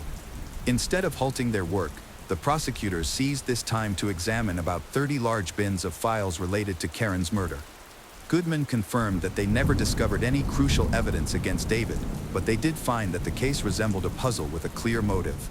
Goodman was revealed that throughout their relationship, David had managed to control nearly every aspect of Karen's life. However, he began to realize that he was losing that grip. The combination of losing control, Karen's social activities, and the impending divorce increased his frustration, ultimately leading him to plot her murder. The prosecution built a clear case regarding the murder of Karen Swift. Here's how they believe the events unfolded. On October 30th, Karen received a call from Ashley, picked her up, and they both returned home, eventually falling asleep together in bed. While they were asleep, David moved Ashley to another room and then carried out his plan. He dragged Karen to the garage, brutally stomped on her head to make her death look like the result of an abduction. Afterward, he placed Karen's body in the car, drove to the cemetery, where he disposed of her body and covered it up to create the illusion that she had been kidnapped. In the days that followed, David approached the authorities and offered to assist in finding his wife's killer. The prosecution noted that he visited the authorities using crutches to suggest he could not have dragged Karen's body. He explained that he was on crutches due to a knee injury he had sustained after surgery months earlier. The prosecutors dismissed the idea that Karen left on her own or was abducted, arguing that several unlikely assumptions would need to be true for this theory to make sense. For example, if Karen had left voluntarily, she would have needed to have plans to meet someone, but there was no evidence of this. Additionally, if she didn't leave on her own, it was puzzling why she would move Ashley to another room. Another important factor to consider is that toxicology reports showed Karen had taken Benadryl before going to sleep. Benadryl is a sleep aid, so if Karen intended to go out after dropping Ashley off, it's puzzling why she would take a sleeping pill beforehand. To strengthen their theory of an alleged crime, prosecutors presented a substantial amount of evidence, most of which was circumstantial and gathered over 10 years ago. During the trial, it was shown that Karen's secret phone had no activity after she got into bed with Ashley.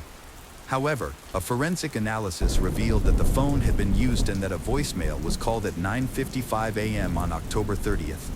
By this time, several hours had elapsed, and investigators had not yet located either Karen or her phone. Additionally, it was discovered that the phone had been connected to the family's Wi-Fi, and the only adult at home when the call was made was David. To support their claim that David faked an injury, the prosecution cited a neighbor's testimony. The neighbor reported seeing David move hay bales weighing around 60 pounds without using crutches.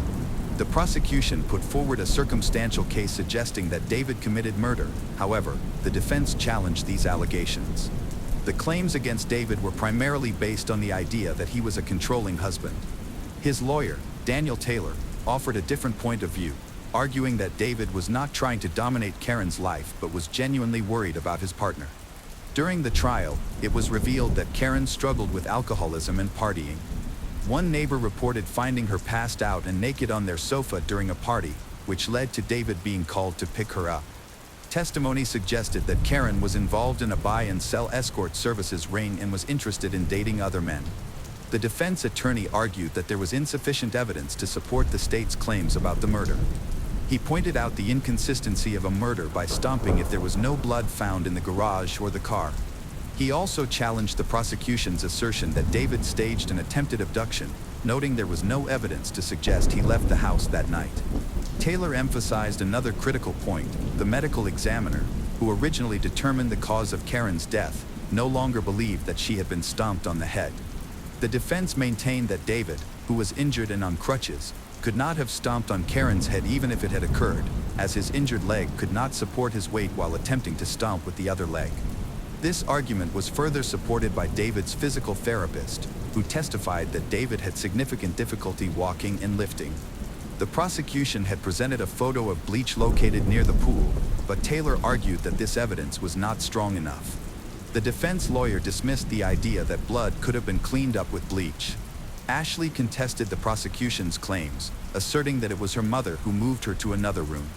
Although her memory of the event was challenged, she insisted she recognized her mother's touch and firmly believed it was Karen who did it.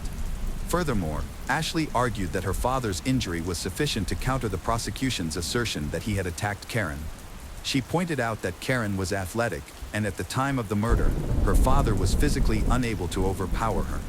To highlight David's innocence, Taylor pointed out that the phone mentioned by the prosecution was based on unreliable evidence. He emphasized that David's condition made it impossible for him to have committed the murder, especially given the tenuous link between the phone and the crime. It is possible that Karen left her secret phone at her house after taking a sleeping aid, which could explain its presence. Furthermore, the defense argued that David was worried about his partner. So, he has called her to check her voicemail and locate her. The weakest part of the case against David Swift was the lack of physical evidence. Investigators found no incriminating evidence at the house, in the vehicle, or on David himself. There was also no murder weapon, leading prosecutors to suggest that David had used his foot, despite his visible physical limitations. Throughout the trial, David's defense maintained, despite the state's objections, that the charges were influenced by political motives. They argued that the sheriff and district attorney, both up for re-election, felt pressured to pursue the case without any direct evidence linking David to the crime.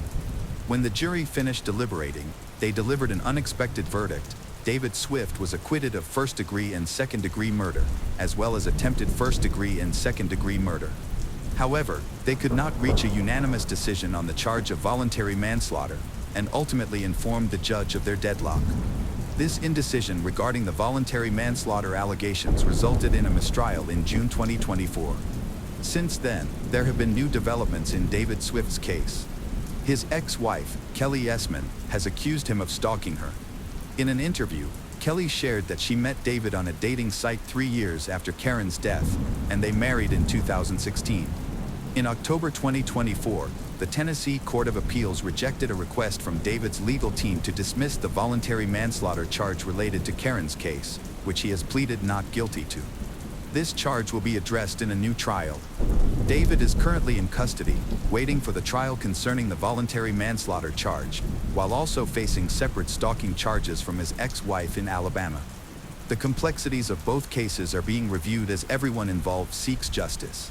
As for Ashley, she says she wants justice for her mother, but she also wants her father to come home and find a normal life. Meanwhile, Karen's friends are no longer sure what they believe. The tragic case of Karen Swift remains a haunting mystery in Dyersburg, Tennessee, marked by loss, suspicion, and lingering questions. Karen, a devoted mother whose vibrant spirit touched many, was taken too soon. Her life ended by a brutal act that shattered her family and community. The investigation, spanning over a decade, pointed to her husband, David Swift, whose controlling behavior and questionable actions fueled suspicion, yet the absence of definitive evidence left justice elusive. The 2024 trial, ending in acquittals on murder charges and a mistrial on voluntary manslaughter, underscored the case's complexity, leaving Karen's daughter Ashley torn between seeking truth and longing for her father's return. Now, David faces a new trial and separate allegations. Karen's memory endures through those who loved her, a poignant reminder of the fragility of trust and the enduring quest for answers in the face of tragedy. The case of Lassie Peterson.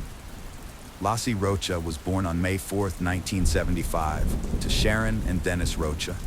When Lassie and her older brother Brent were still young, their parents got divorced. After the divorce, Lassie's mother married Ron, a dairy farmer, who became a significant father figure in her life. Ron helped raise Lassie and played an important role in her upbringing. With her cheerful and outgoing personality, Lassie was known for her bright smile and bubbly nature. She loved talking to people and was always eager to engage in conversations, which made her a natural attention seeker. She thrived in social situations and was very popular. Growing up on a dairy farm with her stepfather, Lassie developed a strong connection with nature. She spent a lot of time exploring and enjoying the outdoors. One of her favorite activities was gardening with her mother, which brought them both a lot of joy and fulfillment. As a teenager, Lacey attended Thomas Downey High School and was a cheerleader. Her outgoing and bubbly personality made her a perfect fit for this role. She became very popular at school and made a lasting impression as the ideal cheerleader. After graduating from high school, Lacey went on to attend California Polytechnic University, where she studied ornamental horticulture. Her passion for plants and wildlife inspired her to specialize in this field. While at Cal Poly, Lassie regularly visited her friend who worked at a restaurant in Morro Bay. That's where she met Scott Peterson, a co-worker of her friend. Lassie was instantly attracted to Scott and soon found herself smitten. She decided to take the initiative and gave him her phone number. Scott quickly got in touch with Lassie, and they instantly clicked during their first conversation. After some anticipation, Scott asked Lassie out on their first date, a deep-sea fishing trip. Unfortunately, Lassie got seasick during the outing. Despite the unfortunate start, Lassie and Scott continued seeing each other, and their relationship became more serious over time. They eventually decided to live together. Before meeting Lacey, Scott had ambitions of becoming a professional golfer, but as their relationship progressed, his priorities changed, and he opted to focus on a business career instead. In 1997, Lassie graduated from California Polytechnic State University, followed by Scott's graduation the next year. This marked a significant turning point in their lives, filled with promise and potential. On August 9th, 1997, the couple exchanged their wedding vows in Avila Valley, San Luis Obispo County, surrounded by a picturesque resort setting. They celebrated their love and commitment to each other. After getting married, Lassie and Scott launched a new business venture by opening The Shack, a sports bar in San Luis Obispo, California. Although business was initially slow, the couple eventually saw a steady increase in customers, with weekends often being particularly busy. After several successful years, in 2000, Lassie and Scott made the difficult decision to sell The Shack. Despite the bar providing a steady income, they decided it was time to explore new opportunities. Following careful consideration, they finalized the sale and relocated to Lassie's hometown of Modesto, California. In Modesto, Lassie and Scott bought a beautiful 3-bedroom, 2-bath home in a high-end neighborhood. Lassie took on a part-time job as a substitute teacher, while Scott worked for a European fertilizer company. As a devoted and dedicated partner, Lassie focused her time and energy on being the best wife possible for Scott, mastering cooking, cleaning, and being attentive, ensuring their home was always warm and welcoming. In 2002, the couple received wonderful news. They were expecting a baby. The due date was set for February 10, 2003, not 2023. Upon learning the baby's gender, they happily announced that Lassie and Scott were having a boy. They finally chose the name Connor for their little bundle of joy on December 24, 2002. Scott said he left the house at 9:30 a.m. to go fishing at the Berkeley Marina.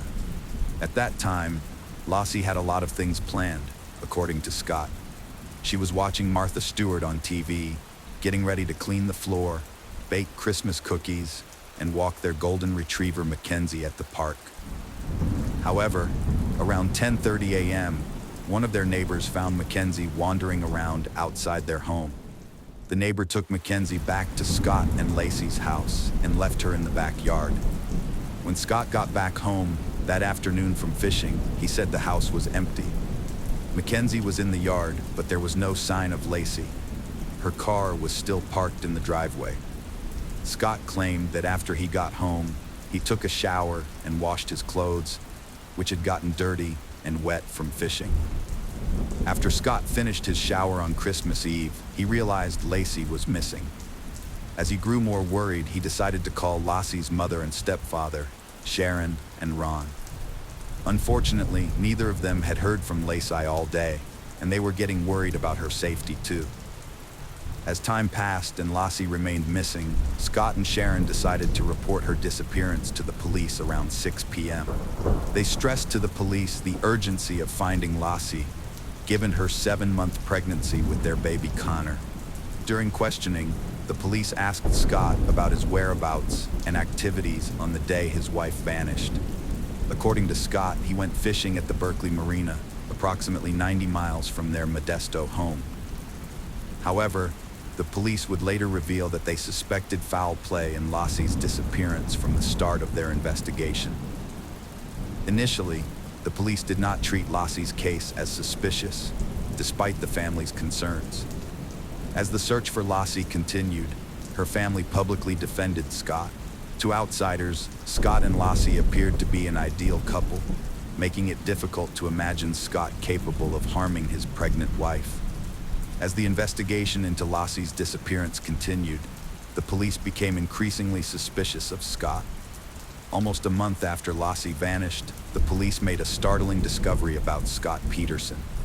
Their investigation revealed that he had had 2 extramarital affairs and a long-term relationship with a woman named Amber Fry while still married to Lassie. Amber Fry got in touch with the police on December 30th, 2002, after finding out that Scott was a suspect in his wife's disappearance. She informed the police that she had been having an affair with Scott, who initially presented himself as a single man when they first met on November 20th, 2002. However, 2 weeks prior to Lassie's disappearance, Scott confessed to Amber that he was a widower and that this Christmas would be his first one without his wife, which was a different story from what he initially told her. The police were shocked by this information and began to suspect that Scott may have already decided to murder his pregnant wife. To gather evidence against Scott, the police asked Amber to make a recorded phone call to him, hoping to capture a confession on tape. The police informed Lossie's family about Scott's infidelity. It was not until they showed her a picture of Scott with Amber that Lossie's mother, Sharon, finally accepted Scott's guilt in Lossie's murder. Lacey's family stopped supporting Scott in the search for her after learning of his affairs. The massive search effort involved multiple resources and over 900 volunteers. At a press conference, a police officer doubted she left voluntarily on December 24th. The media frenzy focused on the story of a devoted wife and daughter vanishing on Christmas Eve. After Lossie disappeared on December 24, 2002, a $25,000 reward was initially offered for information leading to her safe return.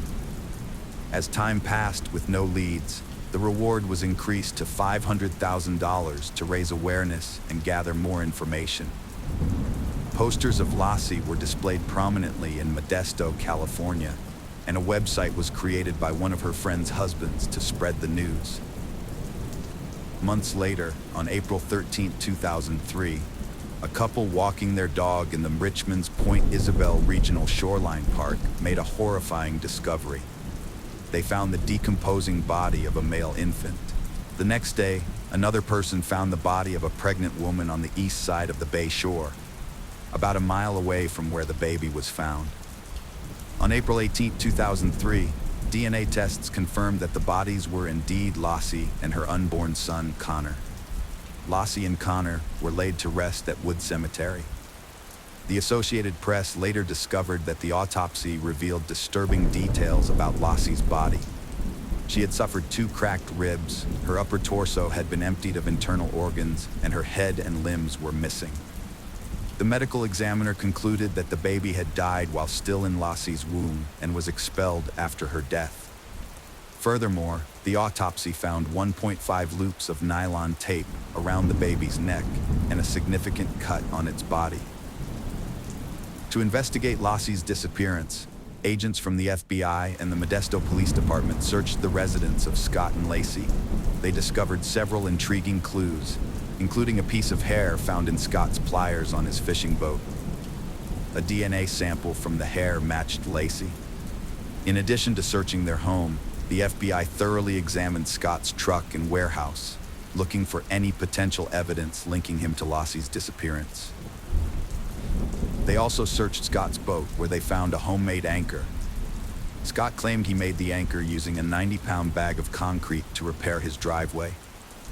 However, the state believed that Scott had made 5 anchors, using 4 of them to weigh down Lossie's body in the San Francisco Bay. Lossie and her baby son Connor's bodies were found in San Francisco Bay. After this, Scott was arrested near a golf course. Notably, Scott's hair was bleached blonde, and his car was packed with $115,000, survival gear, camping equipment, 4 cell phones, and 2 driver's licenses. This evidence suggested he was preparing to flee, but his father claimed the license was borrowed to get a golf course discount, and the packed car was due to media scrutiny. Scott's trial started a year after his arrest in June 2004. In their opening arguments, the prosecution presented its case to the jury, claiming that they had evidence Scott murdered Lossie because of his affair with Amber Fry. The prosecution highlighted Scott's suspicious behavior in the days leading up to and following Lossie's disappearance, pointing out inconsistencies in his initial police statement. At first, Scott told police he was fishing, but later told others he was golfing. The prosecution also emphasized Scott's request to police about whether they had used cadaver dogs to search a park where Lossie walked their dog, suggesting he was aware of a potential crime scene and trying to cover his tracks. In response, Scott's defense attorneys presented a strong counter-argument. They argued that just because Scott had a history of infidelity, it didn't necessarily make him guilty of Lossie's murder. They claimed it was unlikely Scott would risk everything for someone he had only gone on 4 dates with. The defense also proposed that Lassie's hair could have been found in Scott's boat due to a previous visit to the marina with him. During Scott's trial, two relatives of Lassie's provided testimony and reported that Scott displayed no emotional response during the period when his pregnant wife was missing. A real estate agent also testified, stating that Scott approached her in January, 1 month after Lassie's disappearance, attempting to sell the couple's home. Furthermore, a car salesman testified that Scott traded in Lassie's vehicle after she vanished. The state regarded all of this as evidence of Scott's guilt. Amber Frey took the witness stand and discussed her affair with Scott. The jury listened to secretly recorded phone calls between Amber and Scott, including one made after Lassie's disappearance in which Scott falsely claimed to be in Paris, when in actuality he was attending a vigil for his missing wife. A hydrologist testified that Lassie's body could have been dumped where Scott claimed to be fishing. The defense argued there was no credible evidence linking Scott to the crime, suggesting someone kidnapped Lassie, held her until she gave birth, then dumped both bodies in the bay. During Scott's trial, a juror was dismissed and replaced with an alternate due to misconduct. This juror had conducted unauthorized research on the case, violating legal procedures. Furthermore, the foreman also requested to be removed from the case, citing concerns about maintaining a fair and just trial. On November 12, 2004, a California jury found Scott guilty of 2 counts of murder. Specifically, he was convicted of first-degree murder for the killing of his wife Lassie and second-degree murder for the killing of their unborn son Connor. Notably, Lassie's murder was classified as first-degree murder with special circumstances due to the involvement of the fetus, making Scott eligible for the death penalty. After Scott's conviction for the murders, the trial entered its penalty phase, which focused on determining the appropriate punishment. The jury had to consider various factors, including Scott's criminal history, any circumstances that might increase his punishment, aggravating circumstances, and any circumstances that might reduce it, mitigating circumstances. The jury unanimously agreed that Scott should receive the death penalty. Following the jury's verdict, the judge reviewed the evidence and confirmed their decision. He noted that Lassie's murder was particularly cruel, uncaring, heartless, and callous, which justified the death penalty. As is automatic in such cases, Scott's sentence was appealed, and his case was subsequently heard by the California Supreme Court in June 2020. During the appeal, Scott's defense team raised several arguments. They claimed that some potential jurors were improperly dismissed, that the trial judge should not have allowed 2 jurors to visit Scott's boat, and that the trial should have been moved to a different county due to concerns that many potential jurors had already made up their minds about Scott's guilt before the trial began. However, the state countered that there was no evidence to suggest any jurors were unfairly dismissed, and that none of the 12 jurors who decided Scott's fate had shown any bias. In August 2020, the U.S. Supreme Court upheld Scott's conviction but overturned his death sentence. In 2021, the judge resentenced Scott to life imprisonment without parole. Consequently, Scott was moved from San Quentin State Prison, where he had been on death row, to Mule Creek State Prison in Ione, California, as per the judge's order. President George W. Bush signed the Unborn Victims of Violence Act in 2004, with Lassie's family present. The law, also known as Lassie and Connor's Law, protects unborn children from violence, recognizing them as separate legal entities from their mothers, and making it a crime to harm or kill them. The case of Irene Cortez. Irene Cortez, née Lucas, was born in 1980 in Granada, Spain. She grew up in a well-off family with a brother and sister. Her parents ran a successful small business, which her mother, Maria Lucas, expanded and continued to operate after her father's early passing. Thanks to her mother's efforts and the help of her uncle, Pedro Lucas, Irene wanted for nothing.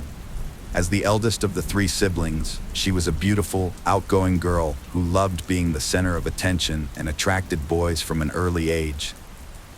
Shortly after finishing school, She married and became pregnant at 17, giving birth to her first child. 2 years later, she had her second child. Despite becoming a mother at a young age, Irene's family supported her in pursuing a good education. In the early 2000s, Irene relocated to the resort city of Malaga with her husband and their 2 children. There, she launched an entertainment venue that quickly gained popularity and became profitable. Initially, it was a small disco bar, but it eventually evolved into a full-fledged nightclub in Malaga. They welcomed their 3rd child, and life seemed prosperous and stable. However, tragedy struck when Irene's husband was arrested at the age of 25 and sentenced to 5 years in prison for trafficking illegal substances. Sadly, he lost his life in prison under mysterious circumstances. With her husband gone, Irene was left alone to care for their children. Drawing strength from her own mother, who had single-handedly raised 3 children, Irene was determined to persevere. Despite the challenges, she successfully managed her business, earning a good income, and had ambitious plans for the future. Ferd Saras, born in 1976 in Baronia, Colombia, grew up in a large, impoverished family as the youngest of his siblings. After his parents separated in the early 1990s, he stayed with his mother while his older siblings became independent. In 2001, at the age of 25, Ferd and his elderly mother moved to Spain in search of a better life, settling in Malaga, where he took on any job to support them. In 2005, Ferd began working as a waiter at a nightclub owned by Irene. She quickly noticed his hard work and reliability and was also drawn to him. Ferd, in turn, did his best to impress her. At the time, Irene's husband was in prison, and she intended to file for divorce once he was released, but he died unexpectedly before she could do so. Irene and Ferd's employer-employee relationship soon evolved into romance. Despite Irene having 3 children from previous relationships, and Ferd's humble background as a waiter who received a salary from her, their relationship blossomed. Within months of starting their relationship, they made the decision to cohabit. They moved into Irene's spacious apartment, and shortly after, Irene became pregnant with Ferd's child. They went on to have 2 children together. Although it is unclear whether they formally got married, Irene retained her first husband's surname, whereas the children she had with Ferd took on the Saras surname. Irene's past repeated itself in 2009 when her husband Ferd was arrested for distributing illegal substances and imprisoned. Just like her first husband, Ferd's imprisonment left Irene alone to care for their 5 children. Although he was sentenced to 3 years, Ferd served only 1.5 years due to good behavior and cooperation with the authorities. During Ferd's imprisonment, Irene found comfort in the arms of another man and lived with him for 1.5 years. However, upon his release, Ferd discovered Irene's infidelity and was understandably furious. He threatened Irene and her lover, even coming close to attacking the man, but narrowly avoided further legal trouble. Ultimately, the situation was resolved peacefully. Ferd chose to forgive Irene for the sake of their children, and they resumed their life together, as if the imprisonment and infidelity had never occurred. Irene's family members had always harbored doubts about Ferd. Her mother and uncle disapproved of their relationship, suspecting that Ferd was only interested in Irene's wealth. Additionally, Irene's older children from her previous marriage never accepted Ferd, whereas the youngest, whom Ferd had raised since the age of 2, saw him as a father figure. In early 2011, Irene's husband Ferd told her he needed to visit his homeland of Colombia because his father was severely ill. Ferd's estranged father had been diagnosed with advanced cancer, and his sister in Barranquilla had informed him of the situation.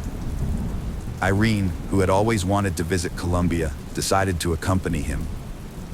She was eager to meet Ferd's father, whom she had never met, and experience the famous Barranquilla Carnival, which usually takes place in late February.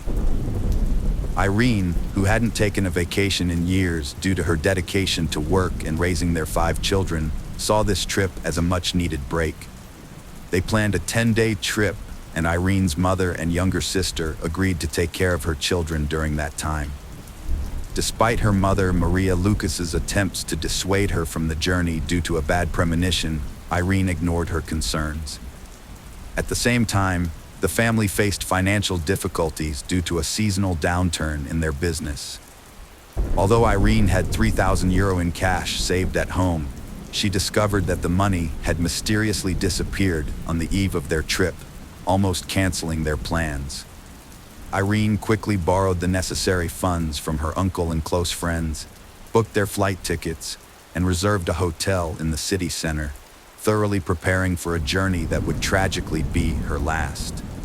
On February 27, 2011, Irene and her partner Ferd arrived in Colombia after an uneventful flight and checked into their hotel. Irene called her mother to reassure her that they had arrived safely. However, 2 days later, Ferd informed Irene's 14-year-old son that his mother had died. At first, Ferd claimed that Irene had died in an accident, but it soon emerged that she had been murdered during a robbery at a bar in the Baronia neighborhood.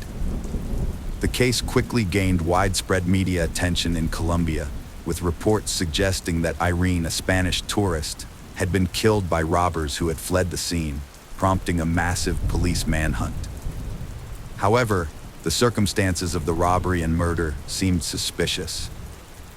The attackers did not appear to have stolen anything, instead shooting Irene in the heart before fleeing in haste. Despite witnessing the shooting, Ferd appeared calm during an interview with journalists, which did not match the image of a grieving widower. The Spanish embassy in Bogotá confirmed Irene's murder and announced that her remains would be repatriated after the necessary investigations. The exact events of the night of March 2nd remain unclear, and authorities are currently pursuing the attackers responsible for the senseless crime. Surveillance footage provided crucial clues in the mysterious death of Irene Cortez. The footage, captured by cameras at the scene of the crime, shed light on the events of March 1st. That evening, Irene and her partner Ferd Garris had made plans to meet Ferd's brother, his sister, and their spouses. The group of 6 friends spent the day at the carnival, took a stroll around town, and then headed to a local bar for dinner and entertainment, following Farid's suggestion. By 1 a.m., Irene, Ferd, and his relatives were the only customers remaining at the bar. At around 2 a.m., 2 young men, who looked out of place, sat down away from the group. They didn't order anything and seemed uncomfortable, which caught the attention of the bar manager due to their suspicious behavior. Additionally, their youthful appearance prompted the manager to check if they were of legal age to be in the bar.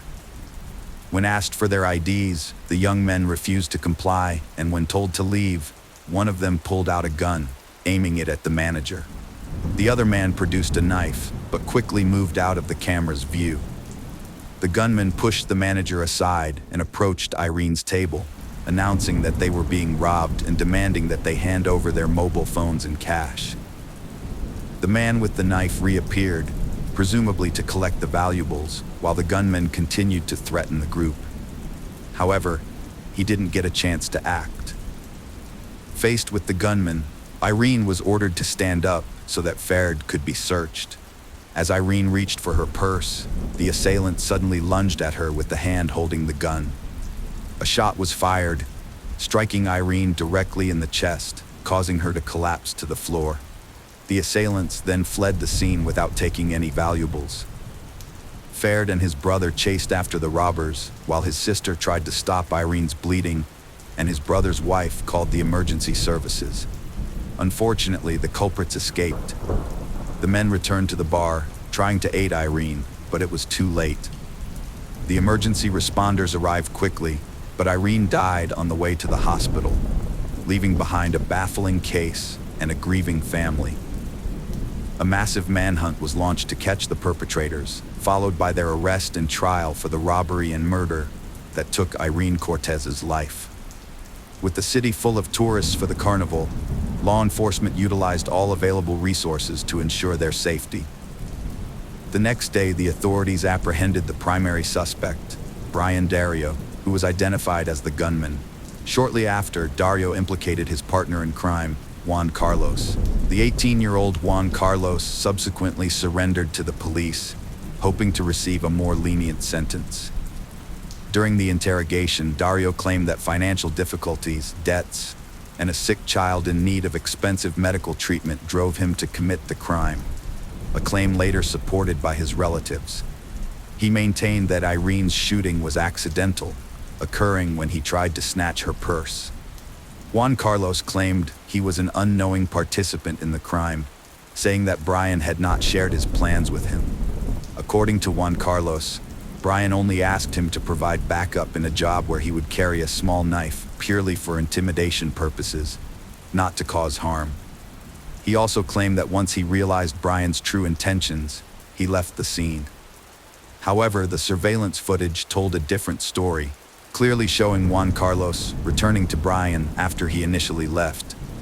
With both Juan Carlos and Brian in police custody and having confessed to the crime, it seemed like the case was closed, and they would soon be facing prison sentences. Dario was sentenced to 23 years in prison for robbery and homicide, while Carlos got 17 years. However, new evidence pointed to Faird's involvement, including his wife's family accusing him of masterminding her murder. A private investigator found that Faird had access to missing €3,000, which may have been used to pay Dario. Faird also lied about his father's cancer to justify a trip to Colombia, and suspiciously suggested visiting the crime scene, staying late into the night. The detective conducted a thorough examination of the camera recordings, interpreting the footage and drawing his own conclusions. He observed that the criminal's behavior was unusual. Juan appeared frightened and seemed uncertain about what was happening, while Brian approached Faird and lifted him up, but didn't directly threaten him with a gun. It seemed like he were acquainted and were acting in unison. Next, Faird moved behind Irene, who was sitting at the table, in a peculiar manner. When she reached into her bag to retrieve her wallet, the gunman looked at Faird as if waiting for a signal. It's unclear whether he received any kind of sign, as the victim and her husband moved out of camera view shortly after the shot. The man chased the killer, but in the expert's opinion, he deliberately allowed him to escape. However, this assertion can be disputed, as Brian was armed with a gun, and Faird could reasonably have feared for his life. After the chosen one was declared dead, the man's behavior raised questions. Despite the tragedy, he appeared composed, giving interviews to reporters and discussing details of the event without showing visible signs of distress or grief. Another puzzling aspect was his decision to inform Irene's 14-year-old son of his mother's death, rather than contacting her mother, uncle, or other adult relatives. According to Maria Lucas, this choice was deliberate, intended to inflict pain on the teenager, as punishment for not respecting the stepfather's authority. Irene's uncle, Pedro Lucas, was the first to speak out in the press, sharing his suspicions and the investigation's findings. He believed that Faird had planned the trip in advance, luring Irene into a trap. The stolen money was allegedly used to hire a killer, and Faird intended to assume guardianship over the children and take control of his late wife's business. Faird's mother came to her son's defense, insisting that he loved Irene and her children deeply and would never harm them. However, she inadvertently revealed a telling detail, mentioning that Irene's infidelity had offended Faird's pride, suggesting a potential motive for the crime. A new development emerged concerning Garris leaving Spain, allegedly using fake documents to do so. This was noteworthy because he was not allowed to leave the country at that time, having recently been released from prison on parole. Garris denied this information, claiming he left Spain legally and that Irene acted as his guarantor. Irene's body was returned to her native Spain 12 days after the tragedy, and a closed casket funeral was held due to the decomposition of her remains. Hundreds attended the funeral, including family, friends, neighbors, and even those who didn't personally know Cortez, but wanted to express their condolences to the family. The only person absent from the farewell ceremony was Faird, who feared returning from Colombia due to concerns about potential retribution.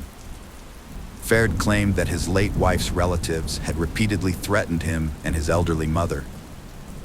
Before flying back to Spain, he intended to request protection from the authorities to ensure his safety.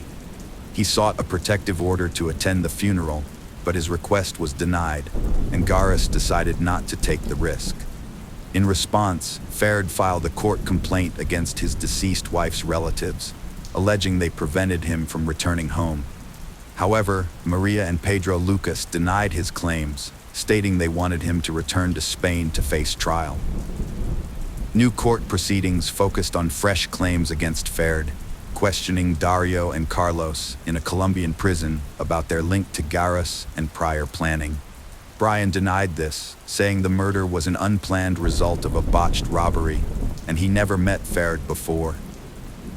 Dario admitted that he was under the influence of alcohol and prohibited substances on the evening in question, which explained his poor recollection of the event's chronology. Carlos, on the other hand, maintained that his friend had not involved him in his plans, and that everything that happened in the bar had been as shocking to him as it was to those they attacked. Juan seemed to be telling the truth, but Brian's words about who made the fatal shot raised some doubts. It was puzzling that, despite not committing the robbery, Brian ended up in prison, yet his sick child still received the necessary expensive treatment. Brian claimed that kind-hearted people who learned about his motive had helped him. However, the Lucas family lawyers attempted to prove that the €3,000 stolen from Irene, which Ferd had paid for her murder, were spent on the treatment, but this version was never proven. Garras decided to return to Spain only after obtaining a court order that guaranteed his safety. Several months had passed since the tragedy, and the media frenzy had subsided. Upon his return, Garras claimed to have brought investigation materials that proved his innocence in his wife's murder. He cited his main reason for returning as a desire to care for the children he shared with Irene, who had been under the care of the deceased's relatives during his absence. 6 months after the incident, Ferd granted a major interview in which he shared a devastating update. He had lost almost everything that mattered. He was unemployed, his passport had been revoked, and as a result, he was stuck in the country with no way to leave. To make matters worse, his friends had abandoned him, and his late wife's mother and uncle had forbidden him from seeing his own children. Ferd repeatedly clashed with Maria and Pedro Lucas in court, alleging that they had threatened him. Meanwhile, they tried to prove that he was involved in Irene's murder. Despite their efforts, neither party could provide sufficient evidence to support their claims. In the end, the grandmother and uncle retained custody of the children, and Ferd was unable to inherit any of his late wife's assets. The case of Nicole Lenway. Nicole Lenway, also known as Nikki, was born on July 11, 1989, in a small town in northern Minnesota. Unfortunately, there is limited information available about her parents and early life. It is reported that her father left the family at a young age, leaving her mother to raise her alone and work hard to provide a good education. Nikki excelled academically and was a skilled athlete, particularly in track and field and martial arts. During her final years of high school, she decided to pursue a career in law enforcement to fight crime. She studied hard and trained physically to meet the admission requirements for the police academy. After graduating from high school with honors, Nikki enrolled in the police academy and relocated from her small hometown to Minneapolis in 2010. Nikki was hired as an assistant investigator at the Minneapolis Police Headquarters Criminal Investigation Department, where she worked diligently for several years before being promoted to investigator. Her colleagues praised her as a driven, results-focused woman and a fearless officer who was willing to take risks. However, in her personal life, Nikki unknowingly became entangled with a skilled manipulator. Nikki's ill-fated relationship began in 2012 at a Taekwondo competition, where she met Timothy, a coach and martial arts expert who was 8 years her senior. Initially, Timothy didn't make a strong impression on Nikki, but she caught his attention with her striking beauty, long hair, and charming smile. Notably, Timothy had a reputation as a ladies' man, with a history of frequent romantic partners and a tendency to date multiple women simultaneously. Timothy was confident in his ability to win over women he was interested in and wasn't used to being rejected. After finding out that Nikki lived in Minneapolis, he discovered where she worked out and got her phone number. Initially, he offered to be her personal trainer, but soon he started pursuing a romantic relationship with her. Nikki was quickly drawn to Timothy's kind, open, and charming personality, and she developed strong feelings for him. Before long, she found herself deeply in love with him. Their romantic relationship began, and they started dating. At first, the man was charming, attentive, and made a point to show he was dependable. Timothy had a strong presence, was intelligent, and had a persuasive way with words that often dominated the women he was with. As the relationship progressed quickly, after a month and a half, they decided to move in together. The first 6 months were wonderful, and Nikki felt happy and loved living with Timothy. She opened up to him, trusting him completely, believing they had no secrets between them. However, over time, Timothy's behavior started to change, revealing his true nature. At first, the changes were subtle, and Nikki didn't notice anything out of the ordinary for a while. Timothy, a charming and muscular man, was always proud of his success with women. Despite being in a serious relationship with Nicole, he continued to flirt with other women, often in her presence, which hurt and humiliated her. At first, Nikki hoped that Timothy would eventually change his ways and settle down, but as time passed, nothing changed. Timothy reassured her of his love and was passionate and tender as a partner, but outside of their relationship, he continued to flirt with other women and was known to have affairs. Nikki's jealousy started to get on his nerves, and he began lashing out at her. He would tell her that he could do what he wanted and she had no right to control him. Despite this, he would later apologize and reassure her that no one could ever love her as much as he did. Nikki would forgive him, and they would continue making plans for their future. Timothy and Nikki's relationship turned dark in fall 2014. During an argument, Timothy grabbed Nikki's throat, but released her just before she lost consciousness. He then pushed her, causing her to fall and hit a wall. The incident made Nikki realize the relationship was toxic, but her emotional attachment kept her from leaving. She eventually forgave him after he apologized. During the course of their relationship, several disturbing characteristics of Timothy became apparent. Most troubling was his intense jealousy and fixation on controlling his partner's every move. He frequently checked her phone without her consent, scrutinizing her calls, messages, contacts, and social media activity, and kept a record of her conversations and whereabouts. This pattern of behavior continued for years. Timothy was prone to irrational outbursts, unjustly accusing his partner of infidelity, while he himself was unfaithful. He would often resort to physical violence, yet managed to convince his partner that no one else could ever love her as much as he did. If she threatened to leave the relationship, Timothy claiming that he would take his own life and that she would be responsible for his death. In November 2015, Nikki decided to leave the house after another violent argument with Timothy. She packed her bags and attempted to walk out, but Timothy chased after her. He grabbed her by the hair and dragged her back into the house, but Nikki's screams and struggles attracted the attention of their neighbors. Realizing he couldn't control the situation, Timothy let her go. Although Nikki was finally free from the violence, her ordeal was not over. After years of being in abusive and manipulative relationships, she was in a vulnerable state. However, Timothy had no intention of giving up. Instead of resorting to threats, he switched to romantic gestures to win her back.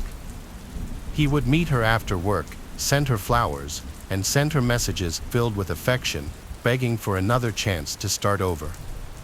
Nikki had been resolute in her decision to leave her ex-boyfriend and had no intention of going back to him.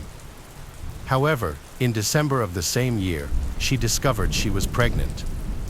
Although this was not part of her plan, she never considered abortion the baby.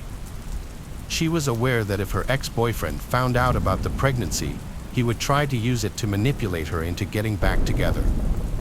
To avoid this, Nikki attempted to keep her pregnancy a secret, but it was eventually revealed to him through their mutual friends and acquaintances by January 2016. Once Timothy found out, he immediately contacted Nikki, claiming that their child should be raised in a complete, and urged her to reconsider their relationship and come back to him. Nikki, who had grown up without a father, knew firsthand how difficult it would be to raise a child solo, but she also understood that staying with someone manipulative, cruel, and uncaring would be detrimental to their child's well-being. Although she still had feelings for Timothy, she refused to get back together with him. However, she was willing to let him be a part of their child's life. On June 20th, 2016, Nikki gave birth to a healthy baby boy named Callahan Ammer, and Timothy acknowledged paternity of the child, expressing his desire to co-parent. However, it soon became apparent that giving the baby his surname and registering him as the father was not the best decision. Timothy promises to be a responsible and caring parent, along with his pleas for they to reunite for the sake of their child, rang hollow. In reality, Timothy had no genuine interest in his son.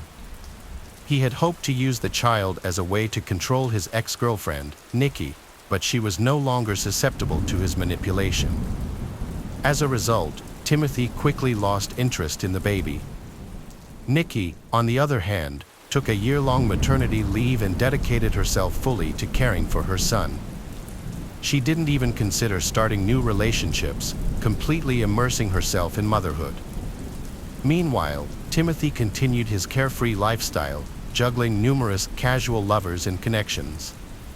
In 2016, Timothy, a 36-year-old mentor and coach, started living with his 18-year-old girl student, Colin. He had been training Colin since she was 14, and over time, she had developed strong romantic feelings for him, despite their 18-year age gap. At first, they kept their relationship private, telling others that Colin was just a tenant in Timothy's home. However, it soon became apparent to those around them that a romantic relationship was developing between them. Timothy was happy with Colin, and friends observed that Colin was deeply committed to Timothy, often displaying a youthful eagerness to please him. In the summer of 2017, Nikki returned to work earlier than expected. As a single mother, she had no other choice. The child's father was not providing adequate support, and she was struggling financially. At the time, Nikki was a forensic expert at the Minneapolis Police Headquarters, where her work schedule was often unpredictable. Callahan attended daycare during the day, but when Nikki was held up at work or received an unexpected call, she would ask Timothy to watch her son. She allowed her current lover, Timothy, to take care of her child from a previous relationship for a couple of reasons. 1, she wanted the child to have a positive relationship with his father, who had recently promised to be more involved. 2, since her ex-partner wasn't contributing financially, she hoped that by Timothy watching the child, he could save her money on childcare. However, the situation worked out differently than expected. Timothy did not enjoy spending time with the child. It was a burden to him, and he was unwilling to take on the responsibility. Thus, he shifted it along with all related troubles onto his young lover, Colin. In the end, Colin took a liking to the little boy and was happy to take care of him. But what happened next was surprising. Timothy turned the situation around, making Nikki feel responsible for caring for the child by saying that Nikki was irresponsible and trying to offload her parenting duties onto them. In the spring of 2017, Nikki started a new romantic relationship with Donovan Ford, a fellow police officer. Donovan was kind and caring towards Nikki and her son Callahan, and he was even willing to adopt the boy. For a while, everything seemed perfect. However, when Timothy, Nikki's ex, found out about the new relationship, he became enraged. Despite having no interest in rekindling things with Nikki and having little involvement in his son's life, Timothy was furious that Nikki had moved on and was happy. This sparked a desire to sabotage her new relationships and cause trouble. Timothy decided to use their son, Callahan, and Colin, who was naive and trusting, to further his own malicious goals.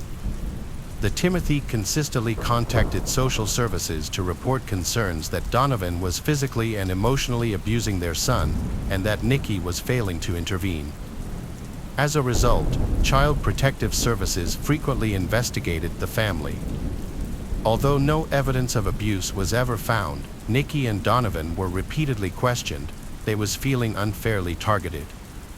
They were aware of who was behind the accusations, but felt powerless to stop the cycle of investigations that continued for years. Meanwhile, Timothy continued to manipulate Colin, convincing her that Callahan was in grave danger, that Nikki and Donovan were cruel to him, and that they might one day harm him.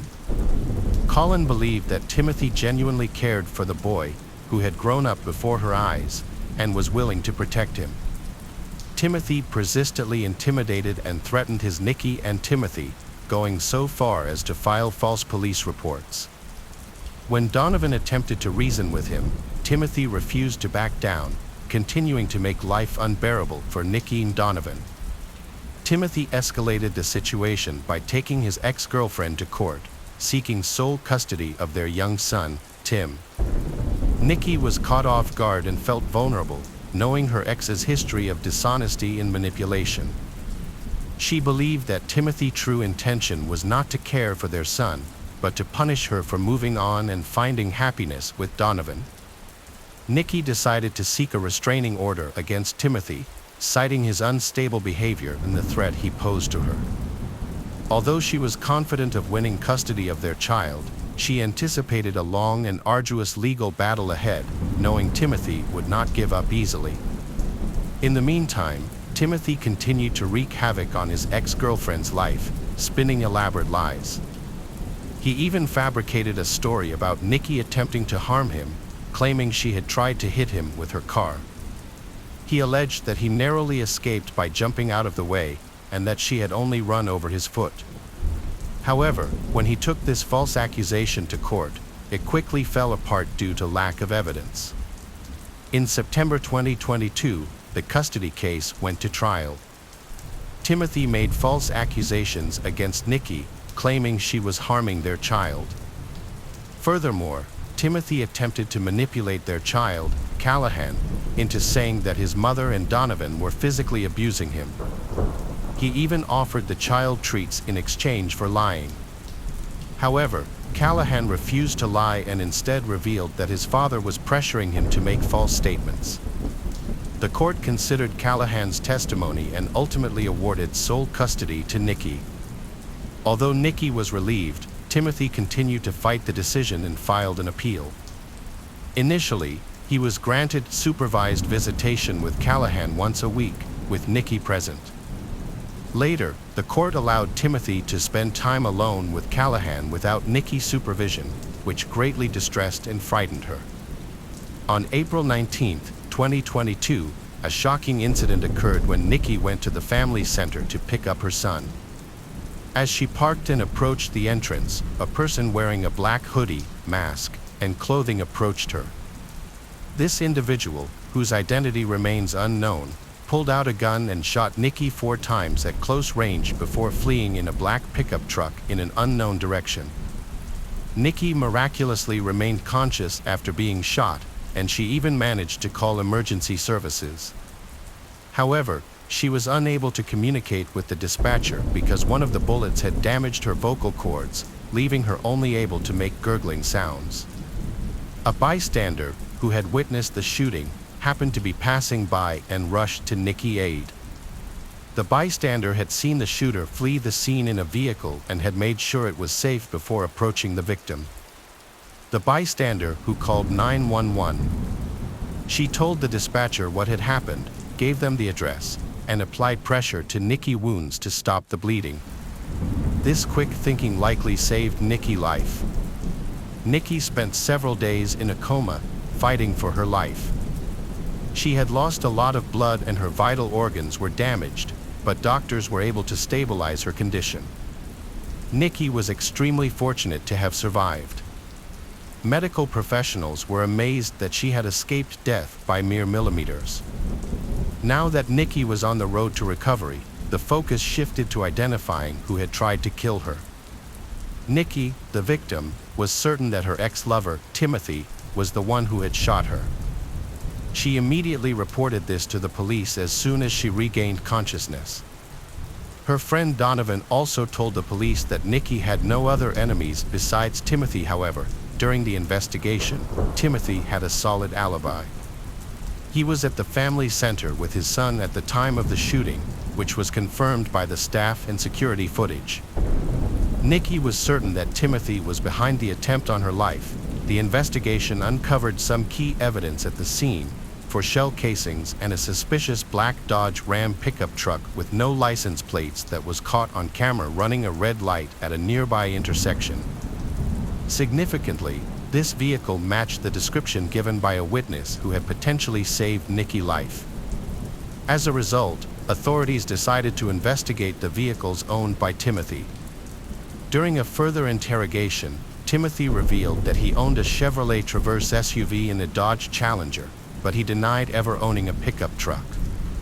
The investigation revealed that the man was dishonest, and a black Dodge Ram matching the shooter's vehicle was registered in his name. Timothy was arrested for further questioning once the truth came to light. When shown the surveillance footage, he acknowledged owning a similar vehicle but claimed it was rarely used and mostly remained stationary. Timothy also mentioned that his pickup had distinctive stickers on the doors and hood. This was confirmed, but the stickers appeared to have been recently applied. Despite this, the evidence was circumstantial, and law enforcement still needed to find the weapon and the actual shooter to fully close the case. An investigation revealed that Timothy's vehicle had a satellite navigation system, allowing authorities to track its route on the day in question. The car was parked at the back entrance of a Tando school on the evening of April 18th, remaining there overnight and most of the next day. Review of road cameras showed that the vehicle arrived at the school with license plates, but left without them the following evening. Footage also captured a person of short stature and slight build, with a feminine silhouette, operating the vehicle that day. As a result, police decided to detain and question Colin Larson, Timothy's live-in girlfriend, in connection with the events. A search was conducted at their home, but the weapon used in the crime was not found. However, authorities discovered ammunition with the same caliber as the crime scene. She, fearful and intimidated, quickly began to confess, revealing that Timothy was the mastermind behind the crime. In contrast, Colin, still under Timothy's influence, believed that his actions were justified and that he was trying to protect the child from an abusive mother. Unbeknownst to Colin, Timothy had been manipulating her for years, controlling what she thought and felt, leading her to believe that the child was being mistreated and that Timothy's actions were motivated by a desire to protect him. The trial of the conspirators took place in November of the same year. During the trial, Colin admitted that her lover had given her the gun used in the assassination attempt and had taken it back afterwards, but she claimed not to know what he did with it. The prosecution's case relied heavily on circumstantial evidence, a fact that the defense lawyers highlighted. However, Colin's confession proved to be the decisive factor, as she still struggled to accept that her lover had deceived her and genuinely believed they were committing a just act. The court also took into account the victim's testimony, which described Timothy's character and his history of manipulating the women who loved him. As a result, 42-year-old Timothy Amma was found guilty of orchestrating a first-degree attempted murder, as well as inciting and aiding the crime. He received the maximum sentence of 18 years in prison. Colin Larson, who carried out the attack, was sentenced to 16 years in prison. 1 year after the attempted assassination, Nikki made a full physical and emotional recovery. She and Donovan officially formalized their relationship, and he proved to be an excellent father figure for Callahan. Nikki and Donovan, now a married couple, are expecting their first child together, and the bystander who saved Nikki's life will be the child's godmother.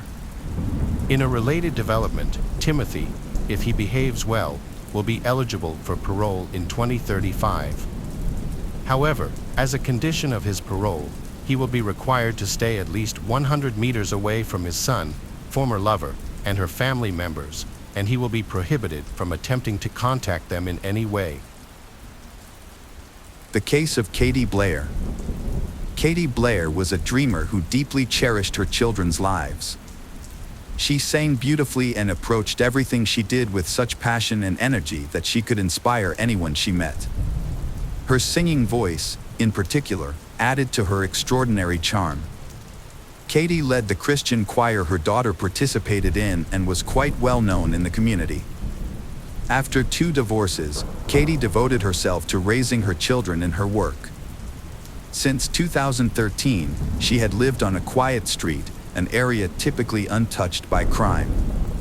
Katie was adored by children because she strongly supported them in everything they did. Her son, Joe, was in the Navy and came home on leave in December 2014 to visit her. On the evening of December 6, 2014, Joe returned from a walk to a horrifying sight. His mother was unconscious and surrounded by blood. Despite living in a very quiet neighborhood, someone had broken into the house and killed her while Joe was out. Katie, aged 53, was sleeping peacefully in her bed when the killer entered the room. He stabbed her with a knife and began to strangle her, then stabbed her again in the neck. From the amount of blood and the nature of the crime, it was clear that she fought for her life until the end. The first wound was fatal but did not immediately kill her. She resisted until her last breath. There was so much blood at the crime scene that experienced police officers could piece together the sequence of incident. The criminal likely observed the family and knew he had time, so he acted slowly. Jewelry boxes were taken out of the drawers, emptied, and then carefully put back. It was discovered that jewelry was missing from the house. A bloody fingerprint was found on the light switch, probably left by the killer when turning it off. However, it was so smudged that it didn't help in the investigation. Later on, no DNA samples from the criminal were found at the scene. The crime scene had been meticulously examined by forensic experts several times. The criminal had made no mistakes and might have experience in such cases. The police knew nothing about him and couldn't even build a profile of the suspect. But then there was a breakthrough in the case. Katie's neighbors went outside at 1:30 a.m. on the night of the crime to test his new thermal imaging rifle scope in preparation for hunting season. He wanted to ensure the equipment was functioning properly, so he began recording footage on the street, hoping to catch sight of an animal and evaluate the device's efficiency. During this, he recorded the headlights of a car approaching and stopping near Katie's house. He zoomed in and captured a person walking towards the house. The neighbor thought nothing of it and left for Las Vegas the next day, unaware of the crime. It was only a couple of days later that he learned from his family that Katie had been killed that night. When the neighbor checked his scope, he looked at the news and found more detailed information about the crime. The time of the murder coincided with his night outing with the optics, so the neighbor assumed he might have captured something important when he saw a car driving up to the house Katie and a person inside. Upon returning from his trip, he immediately contacted the police. Investigators carefully reviewed the neighbor's recordings. Unfortunately, it was not possible to identify the person in the recording, as the thermal imaging scope does not capture small details like facial features. However, the police were able to determine the type of car the criminal was driving. It was a sedan, though it was difficult to identify the exact model or license plate. Despite this, the recordings provided valuable information that later helped solve the case. The detectives were gradually piecing together the incidents of that terrible evening. However, 9 days later, the investigator had to leave the area because someone contacted them to report another murder, this time a double homicide. The new crime scene was located just a 15-minute walk from the first victim's house.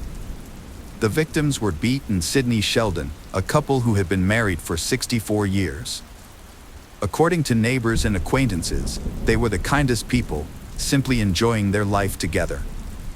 At the time of their deaths, the husband was 85 years old, and his wife was 83.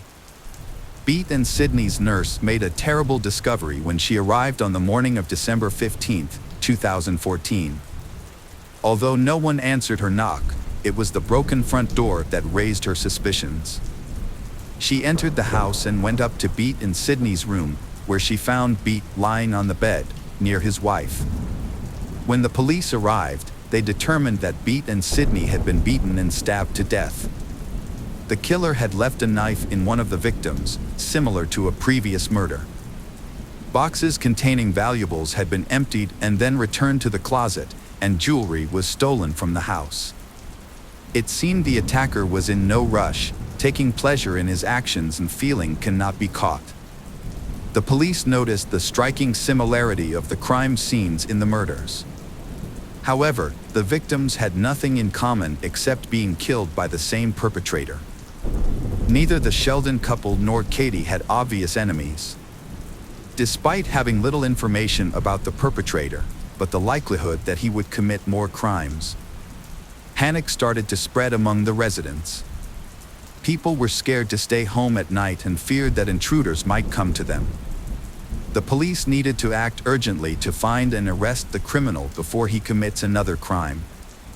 The investigators meticulously went through the case materials hoping to find clues they might have overlooked.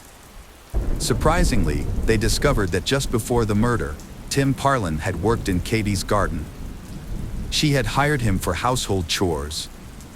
Those who knew Tim described him as unsociable, withdrawn, and very rude, leaving a bad impression on everyone he met.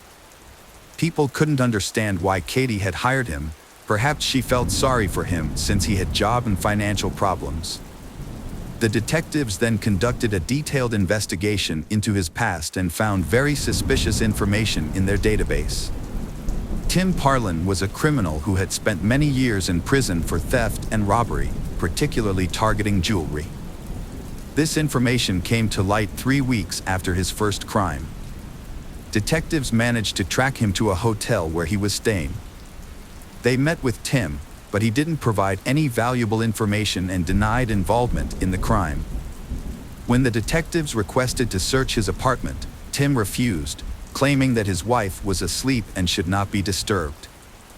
At that time, the investigators had no evidence against him, so they continued to gather evidence against him. The detectives were convinced that Tim was primary suspect, but they lacked evidence. A few days later, the police returned to his house to request another search. They found his wife at home, but Tim was absent. His wife was cooperative and spoke with the detectives. The officers learned that she knew the murdered Beat and Sidney because they all attended the same church. She also permitted them to search the apartment. During the search, the police discovered a pawn shop receipt for a pendant. Tim's wife was unaware of any pendant, but this might be a valuable lead. The investigators contacted the pawn shop and retrieved the pendant. Katie's son confirmed it belonged to his mother. The jewelry had been pawned on the night Katie died, making it a crucial piece of evidence in the case. As the police delved deeper, they tried to identify the type of vehicle Tim was using. They discovered that he didn't own a car but used a van instead, presenting an unusual inconsistency in the case. Investigators speculate that Tim may have been in someone else's car or was an accomplice being transported in someone else's car. Detectives investigated everyone associated with Tim and found that his sister owned a green Toyota. The car's profile matched the image from a thermal imaging device. By then, CCTV footage from the pawn shop where Tim had pawned the pendant had been reviewed. The police discovered that he drove a similar car to the pawn shop. They seized the sister's car for examination. During the inspection, they found a dark red stain on the passenger seat, which turned out to be dried blood.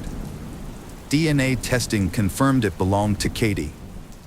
The detectives were confident in the guilt of he, who already had a history of burglaries and could soon face charges for 3 murders. The first victim, Katie, was the woman who hired Tim to do housework. And he might have learned about Beat and Sydney from his wife. Although it was a small link, it was enough for the police to arrest Tim for questioning. The investigators knew that questioning seasoned criminals was challenging, but it proved to be even tougher than expected.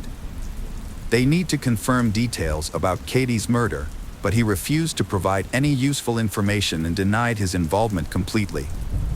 After several hours, he unexpectedly claimed that the murderer was Sean Gant Benalcazar, but this statement could have been false.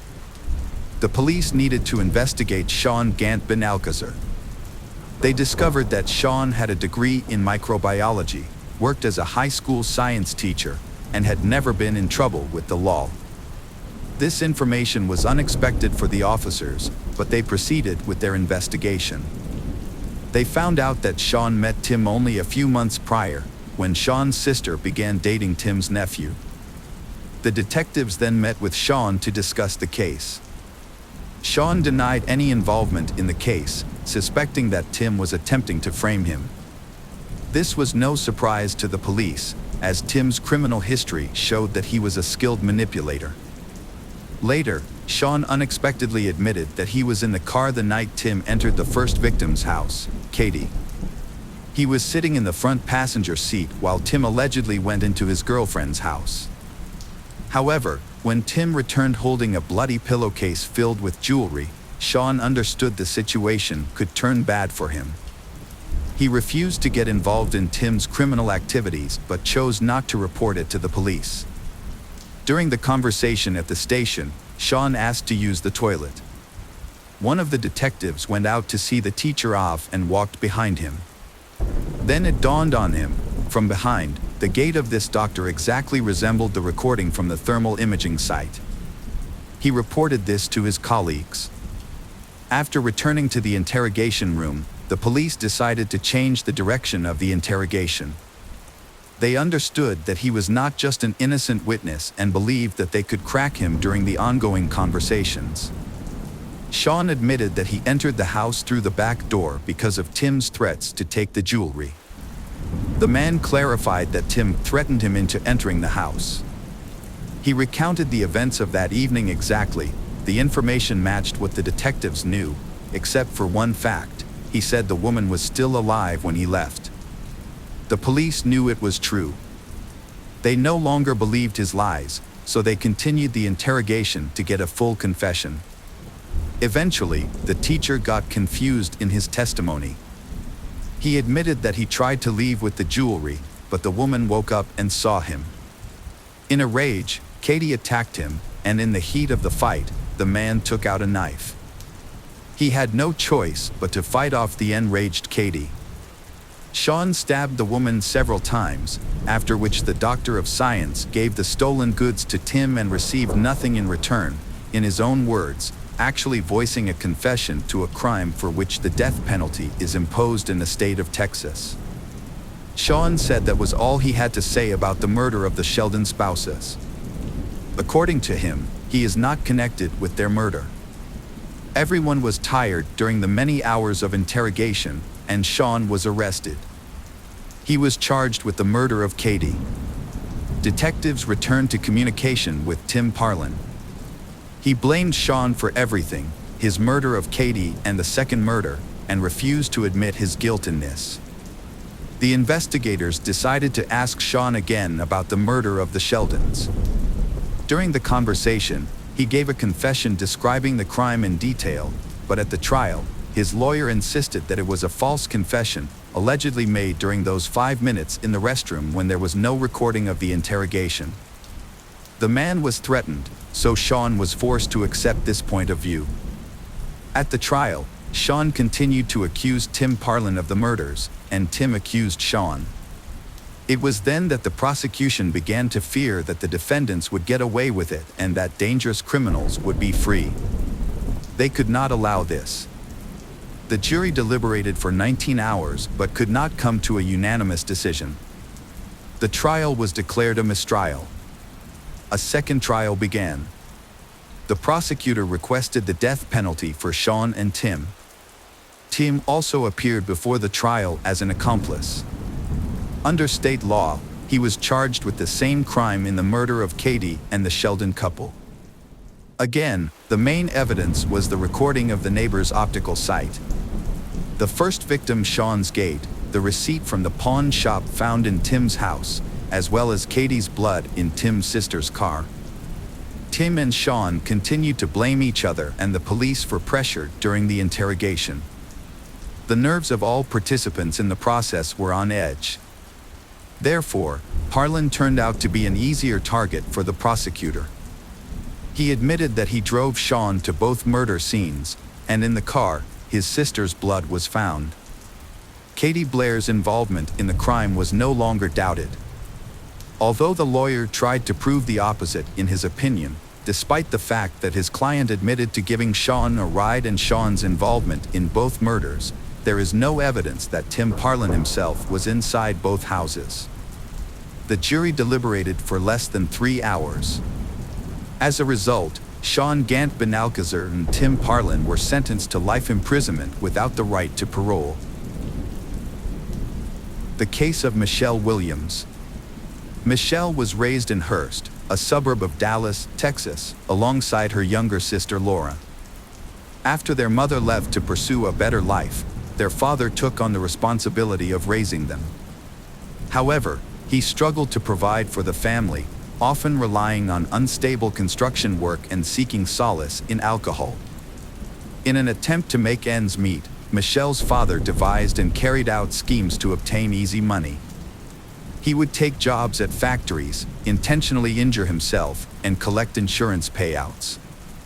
Although this tactic initially worked, it was eventually exposed with the help of CCTV cameras at one of his workplaces, resulting in his arrest and imprisonment. Growing up in an environment filled with deception and manipulation, Michelle became accustomed to a life of dishonesty. She desperately sought escape from this reality, but the lies and deceit had become ingrained in her way of life, making it difficult for her to imagine an alternative. Michelle longed to grow up quickly and leave her impoverished life behind. By the age of 15, she had developed into an attractive young woman, drawing attention from both her peers and older individuals. Michelle soon discovers that she can use her femininity and charm to influence the men around her and get what she wants. As a result, she enters a series of romantic relationships with various men. At 17, Michelle drops out of school and marries 16-year-old Kenneth O'Brien, telling him she's pregnant. Kenneth takes responsibility for his young wife and unborn child, joining the army to provide for them. They move frequently, having 2 more children, but Michelle grows dissatisfied with their nomadic lifestyle and temporary military housing. After 5 years, Michelle leaves Kenneth, citing his infidelity and physical abuse as reasons for the divorce. She returns to her hometown of Hurst, portraying herself as a victim of domestic violence to garner support from relatives and friends. As Michelle rebuilds her life, she reconnects with an old classmate, Brandon, and falls in love. Brandon is smitten with Michelle and happily accepts her 3 children from her previous marriage. They were preparing to get married, but just before the wedding, Brandon became furious with Michelle. He discovered that she had not finalized her divorce from her first husband. Michelle had been afraid to discuss the divorce with her ex-husband due to his abusive behavior, and as a result, she hadn't sent the necessary documents. With the help of a lawyer, they quickly resolved the issue, and they was able to get married in 1994. Initially, their family life was peaceful and routine. Brandon focused on growing his IT company, while Michelle worked as a dental assistant. However, Michelle had bigger aspirations. She began bringing home various dental equipment and supplies. Brandon's concerns grew as he suspected something was wrong. It was later revealed that Michelle had been stealing. Fortunately, they avoided going to trial. However, this incident marked the beginning of Brandon's trust issues with his wife. When neighbors reported that cars frequently visited their house while Brandon was at work, he installed a tape recorder in several rooms. Upon listening to the recordings, he discovered that various men were visiting their home throughout the day. Brandon conducted his own investigation and discovered that Michelle's first marriage ended in divorce due to her repeated infidelities, contradicting her claim that it was her husband's abuse. Upon learning this, Brandon reached his limit and requested a divorce. Enraged that Brandon was the one to initiate the split, Michelle sought revenge while he was away at work. Brandon had a valuable saltwater aquarium with thousands of dollars worth of fish. Michelle destroyed it by pouring Comet into the tank, killing all the fish. But that was not the end of her destructive behavior. Brandon's dog, Domino, was also a victim of Michelle's cruelty. She gave the dog sleeping pills, which led to its death. However, this was only the beginning of Brandon's nightmare. Michelle's actions continued to cause harm, and Brandon eventually learned the truth about her when his marriage was ruined. What Michelle did to Brandon was not an isolated incident. Her treatment of other men was even more shocking. It was later discovered that Michelle's first child was the child of her and John Paul Ray, a high school classmate of hers. Instead of telling John the truth, Michelle convinces Kenneth O'Brien that the child is his and he is forced to marry her. For 13 years, Kenneth believed the child was his child and even paid child support from age 5 to 18. After Michelle's divorce from Brandon, she moved in with John, the father of her first child. They lived together in a common-law marriage for 8 years. However, their relationship ended abruptly when John suspected Michelle of cheating on him. Michelle confirmed she was having an affair, which led to John moving out and leaving most of her belongings behind. She then met Greg Williams, a man with a history of marital failures, having been married twice before and having a daughter named Taylor from his previous marriage to Katie. After Greg and Katie's divorce in 2003, they shared custody of Taylor and maintained a good relationship, which made a formal child support agreement unnecessary. Greg was a successful and generous man who seemed like a perfect partner for Michelle. In 2007, Greg and Michelle had a daughter named Michaela, and they got married a year later. Their marriage seemed like the epitome of the American dream, with plenty of money, children, and love. Michelle appeared to have finally achieved the life she had always wanted. Greg came from a family with strong principles and had achieved success through his own hard work from a young age. He was a sports enthusiast and a black belt in martial arts. Both Greg and Michelle owned guns, which they kept in their home in Keller. Michelle kept a silver .40 caliber pistol in a safe, while Greg stored his black LAA .45 caliber gun, always loaded, in a case under his bedside table. Despite their differences, they was committed to making their marriage work. They regularly hosted birthday parties for their children from previous relationships at their home in Keller. Michelle's adult children frequently hosted barbecues and pool parties at their home, which was always filled with friends. Despite their idyllic suburban life and bright daughter, Michelle and her husband Greg didn't fit the traditional American couple mold. They had met through an online forum for those interested in bondage, domination, sadism, and masochism, and their raucous adult gatherings had drawn numerous complaints from their neighbors. On October 13, 2011, at 4:40 a.m., an emergency call was made by a frantic woman, claiming she and her husband had been attacked by an intruder. She reported being injured and her husband shot. Police quickly arrived at the scene and discovered a blaring television and a baby sleeping on the couch inside the house. Michelle's daughter was fast asleep and unharmed during the incident. However, Michelle's behavior raised suspicions among the police officers who arrived at the scene. Despite claiming to have just experienced a burglary in the assault, Michelle appeared remarkably calm and composed. Her hair was styled, and she was fully dressed, which seemed inconsistent with her story. The police soon cordoned off the entire gated community and thoroughly searched the home. As the investigation progressed, Michelle was taken to the Keller Township Police Station for further questioning. Over several hours of interrogation, her account of the events began to unravel.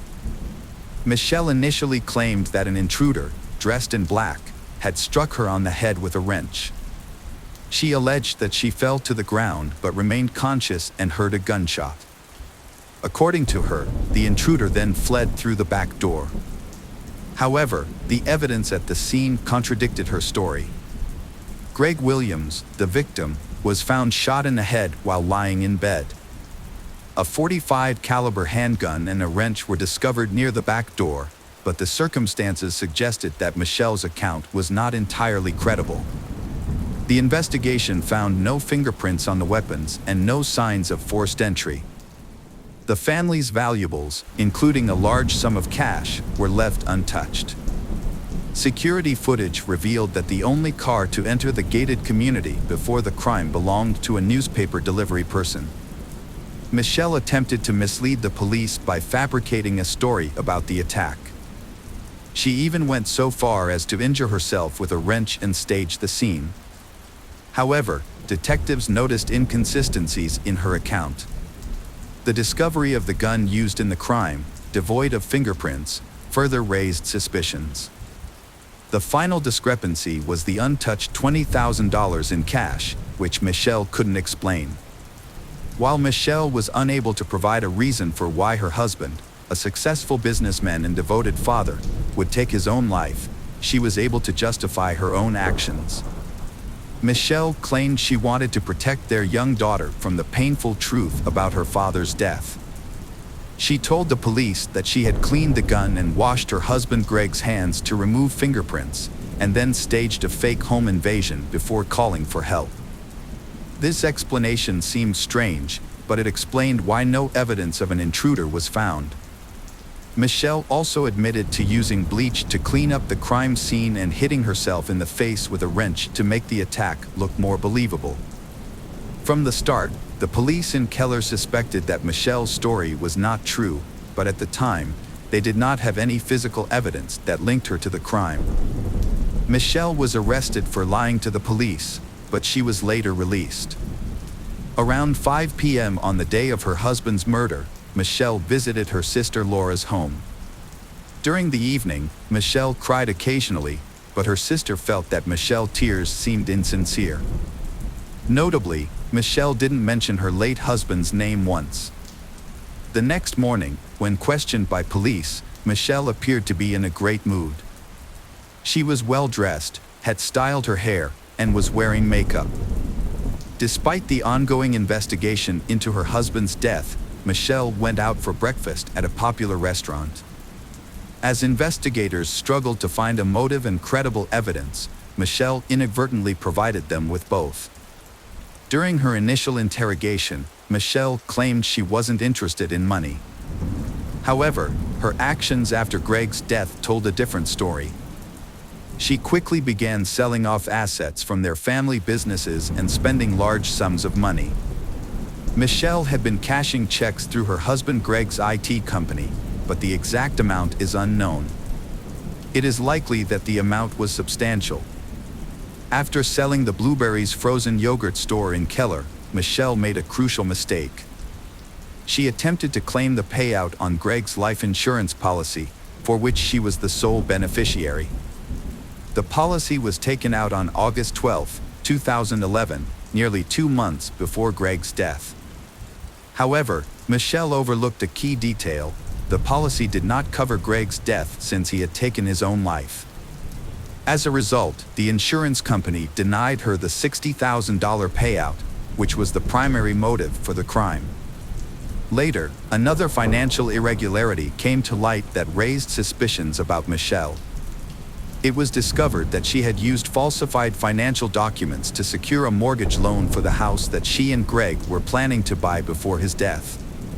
The account numbers had been intentionally altered, and the lender did not immediately detect the elaborate scheme. Following Greg's death, Michelle canceled a meeting with the mortgage company, and the fake account went undiscussed until it caught the attention of the police. Despite the scrutiny, Michelle felt confident in her ability to avoid consequences and wrote a check for $188,000 to attorney Kenneth Wincorn. She then took a week-long vacation to Grapevine with her children. During a 3-month investigation into Greg Williams' death, police uncovered a web of deceit spun by his wife, Michelle. An autopsy revealed that Greg was shot from a distance of 12 to 18 inches. A toxicology report also showed that Greg had a large amount of sleeping pills in his system at the time of his death. Further investigation found no evidence of a break-in or assault on the house.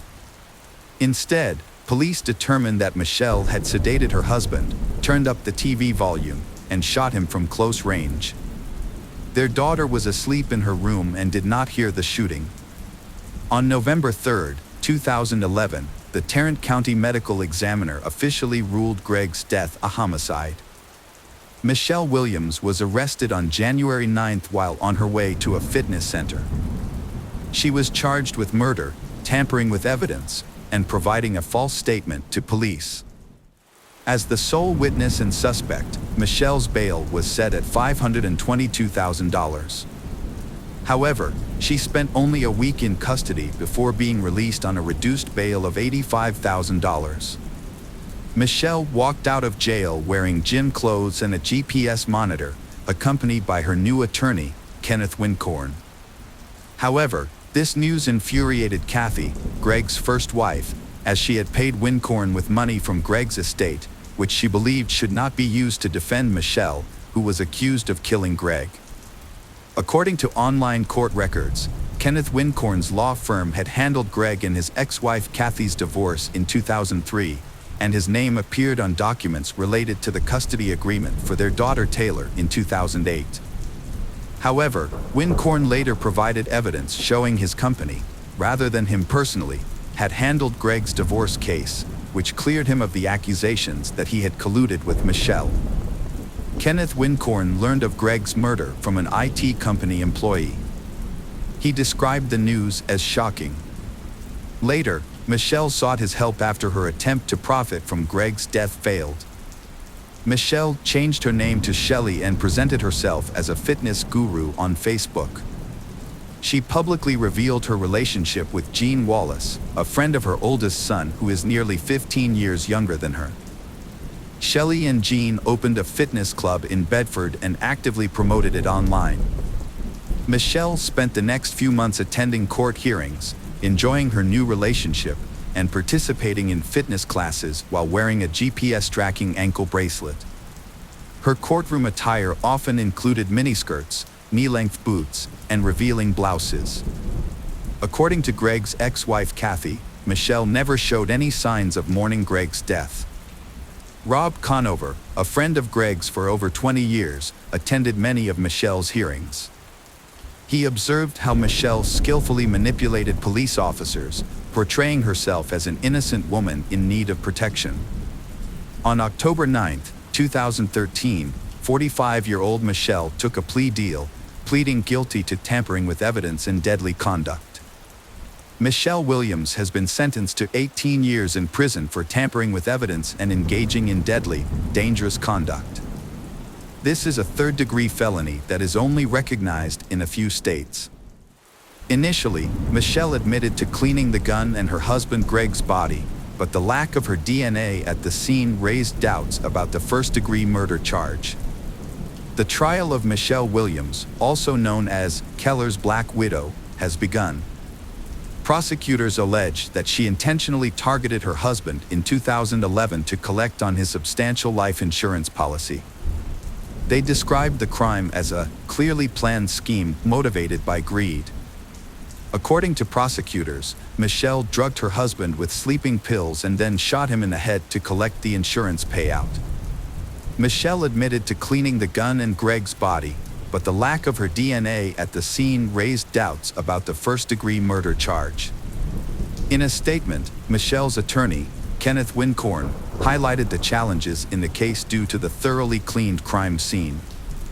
If the jury finds that Michelle tampered with evidence and cleaned up the crime scene, she could receive a life sentence. During the trial, prosecutors stated that in the hours preceding the violent death, Greg Williams had a heated argument with his wife over financial issues. The altercation escalated to the point where he slapped her for spending a significant amount of money intended for a house down payment. In contrast, Michelle Williams' defense team claimed that Greg Williams took his own life. Defense attorney Clay Graham added that Greg Williams frequently struggled with depression and was known to use sedatives and steroids regularly. Michelle Williams' husband, Greg, was found dead with a self-inflicted gunshot wound. Michelle stated that she attempted to cover up the incident to shield her 4-year-old daughter from the truth.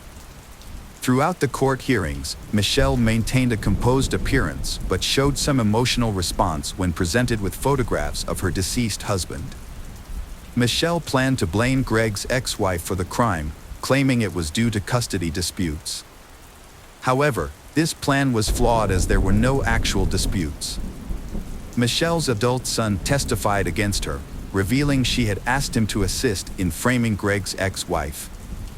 After many hours of deliberation, the jury found Michelle guilty of tampering with physical evidence, a felony offense. She received a harsh sentence, 60 years in prison, with the stipulation that she must serve at least 30 years before becoming eligible for parole. Michelle has not expressed remorse for her actions and continues to evade full responsibility for her crimes. She is currently serving her time at Mountain View Prison in Gatesville, Texas. The case of Paige Bergfeld. Paige Bergfeld was born in Atlanta, Georgia on April 27, 1973, to Frank and Suzanne Bergfeld. She had one sibling, Craig Bergfeld. Paige grew up in Atlanta before relocating to Colorado. In 1995, she married her high school crush, Howard Ron Beegler, who was also her first love. However, their marriage ended due to disagreements about having children. While Paige was ready to start a family, Howard was not interested. Following their divorce, Paige married Rob Dixon, an ambitious businessman, in 1998. Their intense 10-year marriage resulted in 3 children, Jess, Taft, and Cole. June 28, 2007, marked the last time Paige Bergfeld was seen by her loved ones. Earlier that day, Paige had spent part of the afternoon with her ex-husband, Howard Beegler, with whom she had recently rekindled their romance. After a picnic together, they went their separate ways. Around 9 p.m., Beegler called Paige to check in on her, and she assured him she was heading home and would text him once she arrived. However, that text never came. Beegler tried calling her again the next day, but her phone went straight to voicemail, indicating it was either turned off or out of reach. This raised his concerns, and on the 3rd day, he decided to visit her apartment. What he discovered was shocking. Paige's live-in nanny informed him that she had not returned home in 3 days. Beegler immediately alerted Paige's parents and the authorities, sparking a terrifying investigation that would unfold in the days to come. Paige Bergfeld's parents, Frank and Suzanne, were devastated when their beloved daughter went missing. The police suspected foul play in her disappearance, partly because of her parents. Frank described Paige as a devoted mother who would never leave her children. Paige would go to great lengths to care for her kids, even if it meant crawling with broken limbs. Her children were her top priority, and everyone close to her knew it. Paige's brother, Craig Bergfeld, a Seattle-based plastic surgeon specializing in facial reconstruction for kids, left his home to care for Paige's children in Grand Junction, Colorado.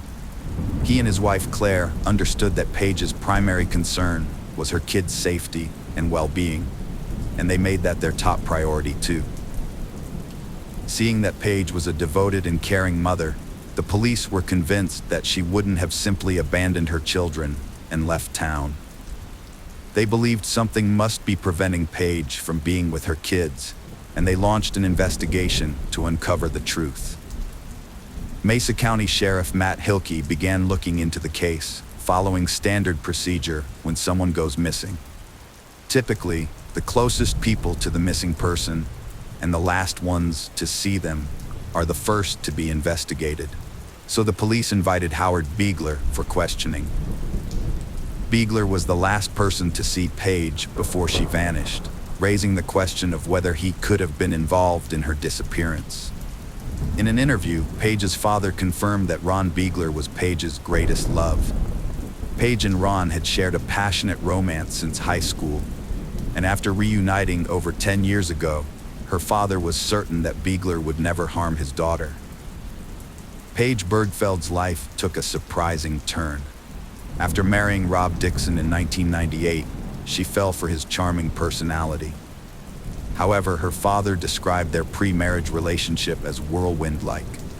Rob's wealth from a successful business initially impressed Paige, but his post-marriage behavior became reckless, marked by extravagant spending and poor investments, ultimately leading to financial ruin.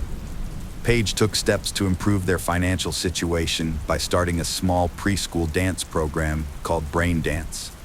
She also began selling kitchen appliances for a company called The Pampered Chef from their home. However, Rob's spending habits canceled out Paige's efforts, causing tension in their marriage. Frank Bergfeld described Rob's unpredictable personality. While Rob could be cheerful, friendly, and lively at times, he would often become mean, condescending, irritable, and short-tempered. Rob Dixon's importance in the police investigation grew after a new discovery. Prior to her divorce, Paige had reported a threat to the police in October 2004. In a 911 call, she said Rob had threatened to kill the kids if she didn't let them stay with him, but the situation was resolved by the time police arrived. A year after the first incident, Paige Bergfeld reported another disturbing altercation to 911. She and her husband Rob had a fight, during which he pushed her to the ground while she was holding their baby, and then punched her in the stomach. This time, the police arrested Rob, but he was released after completing an anger management course. The Mesa County Sheriff's Office questioned Rob Dixon about Paige's disappearance. Rob claimed to have been in Philadelphia on the day she went missing, which was supported by the fact that he had moved there after their divorce. Despite his history of violent behavior towards Paige, Rob had a solid alibi, having been 2,000 miles away from Grand Junction at the time of her disappearance. The police did not release details of their interview with Rob to the public. Paige's father, Frank Bergfeld, realized that even someone with a troubled personality like Rob couldn't have committed murder from such a distance. Although Rob was no longer a suspect, the Bergfeld family still had concerns about him. 3 months prior to her disappearance, Paige posted disturbing content about Rob on an online message board, where she shared that her children would often ask her if their father was going to kill her. In the post, she confided that she could imagine her kids wondering what life would be like if she were actually dead. With both of Paige's ex-husbands possessing solid alibis, the police were forced to broaden their suspect search. However, after investigating those close to Paige Bergfeld, the police were still unable to find a suspect, leaving them to ponder who could be responsible for her disappearance. Ultimately, this led to a stunning revelation about Paige Bergfeld herself. Paige Bergfeld was a devoted mother with a bubbly personality, loved by her family and friends. But behind her happy family scenes, she led a secret double life. In addition to her public roles as a dance teacher and kitchen appliances vendor in Grand Junction, Paige had a hidden online persona. After her disappearance, her family discovered something suspicious on her laptop, which they reported to the police. The subsequent investigation revealed that Paige had a second, lucrative source of income as an expensive escort. Paige used the alias Carrie online and advertised services that went beyond those of a traditional escort, including nude massages and topless encounters, as suggested by provocative internet ads. Paige's family, particularly her sister-in-law Carrie Bergfeld, were shocked to discover her secret life after her disappearance. Although her family was surprised to learn that Paige worked as an escort, they seemed to understand her reasons for doing so. Paige's love for her children drove her to take on a huge responsibility as the breadwinner and provider of her family after her divorce. Her father, Frank Bergfeld, believed that this led her to make a difficult choice. Raising 3 kids alone was a massive task, and Paige was determined to give them the best life possible. Paige's parents, Frank and Susanna Bergfeld, were surprised by the way she chose to achieve her goals. In an interview, Frank said he wished Paige had talked to him about her plans, as he would have been happy to advise her about the potential risks. Although they didn't agree with her profession, Frank and Susanna continued to love and be proud of their daughter without reserve. Craig Bergfeld, Paige's brother, shared their father's view that Paige's profession was driven by her desire to provide for her children. He was aware that her dance school and kitchen appliance sales weren't lucrative enough to cover her $6,000 monthly mortgage, let alone put clothes on the backs of 3 kids. Although he suspected she had another source of income, he never imagined she would be working as an escort. Paige's ex filed for bankruptcy after their divorce. Her brother Craig thought she'd default on the large mortgage soon. But Paige surprised him and his wife C by buying her first home with her 2 jobs teaching dance and selling kitchen equipment. C questioned Paige about her income, and Paige confessed to having worked as a stripper before her marriage. At the age of 21, Paige resided in Dearborn and was employed at the Mile High Saloon, where she earned a substantial income of approximately $400,000 monthly. According to Paige, she ceased working as a stripper upon getting married, though it appears she didn't entirely disconnect from the industry. C surmised that Paige's prior experience as a stripper likely influenced her decision to become an escort. Mesa County prosecutor D.A. Pete Hinger revealed that, despite 20 years of experience, he had never come across a case like Paige's. He found it astonishing that someone from her socioeconomic background and with her family dynamics would be involved in such a profession. Hinger acknowledged that Paige Bergfeld embodied the ideal of a responsible and devoted mother, making her double life a stunning revelation. This discovery triggered a more in-depth investigation. Paige's parents recognized that uncovering her secrets would be crucial in determining her fate. However, as much as they yearned for closure, they were uncertain if they truly wanted to know the truth. Fluky's search team made progress, but it unsettled the Bergfeld family. Craig wasn't ready to find out what had happened to his sister, clinging to hope she was still alive. Police suspected she wouldn't return, believing it tied to her secret job. The chief district attorney, Dan Rubenstein, took charge of Paige Bergfeld's case and identified a suspect, Lester Ralph Jones, a middle-aged client of Paige's escort services. Although Rubenstein was convinced that Jones was involved in Paige's disappearance, he lacked concrete evidence without her body. A major breakthrough occurred in 2012 when a hiker discovered a body. At first, the police department wasn't certain the body found was Paige's, but after conducting necessary tests, they confirmed it was her by matching her teeth and jaw.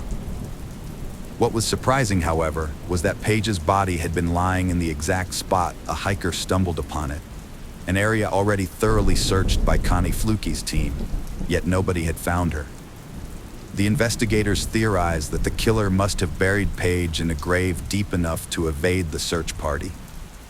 With sufficient evidence, Don Rubenstein was able to bring in Lester Ralph Jones for questioning. Although the police couldn't determine the exact cause of Paige Bergfeld's death, they were convinced it was a violent one.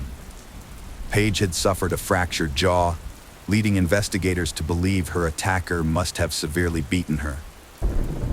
Additionally, remnants of duct tape were found around the corners of her mouth, and it appeared her jaw was fractured just before her death.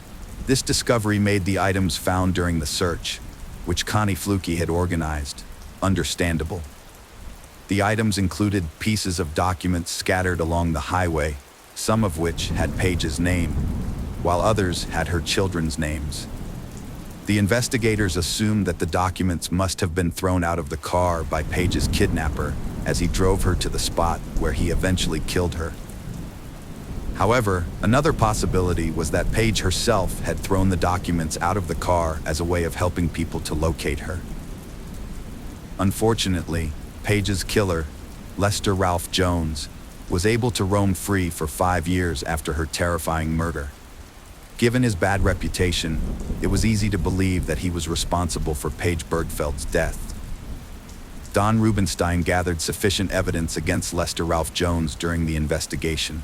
The police discovered Page's car on the highway, burned in a fire that was believed to have been intentionally started in the passenger seat, likely to destroy DNA samples or any incriminating evidence. Notably, the driver's seat had been adjusted to fit a taller person.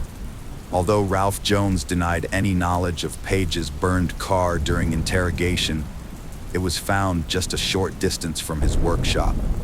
Given his criminal history, including a prior felony conviction, Ralph Jones's testimony was not credible. Furthermore, a critical piece of evidence implicated him. He had contacted Page Bergfeld using a burner phone on the day of her disappearance. Despite his denial of purchasing the phone, a CCTV recording showed him doing so. Ralph Jones frequently used Page's escort services, unaware that he was a ruthless killer. However, it was a conversation with local Sheriff Sergeant Art Smith that ultimately led to his downfall. The sheriff had confiscated 2 of Jones's vehicles, prompting an unexpected and shocking response from Ralph. His reaction was that of a man consumed by guilt. When Sergeant Smith inquired about the cars, Jones casually asked where he would bury a body. This cryptic comment, combined with other evidence, provided the crucial breakthrough the police needed. 7 years after Page Bergfeld's disappearance, in November 2014, Lester Ralph Jones was arrested and charged with first-degree murder and kidnapping. According to the arresting officers, Jones had been expecting the arrest and showed no signs of surprise. He did not ask any questions, instead calmly turning around and placing his hands behind his back. His bail was set at $2 million. In 2016, Ralph Jones stood trial, and the jury determined that although the evidence against him was circumstantial, it was sufficient to convict him. 9 years after Page vanished, the jury delivered a guilty verdict in December 2016, finding Ralph Jones responsible for her murder and kidnapping, and he received a life sentence.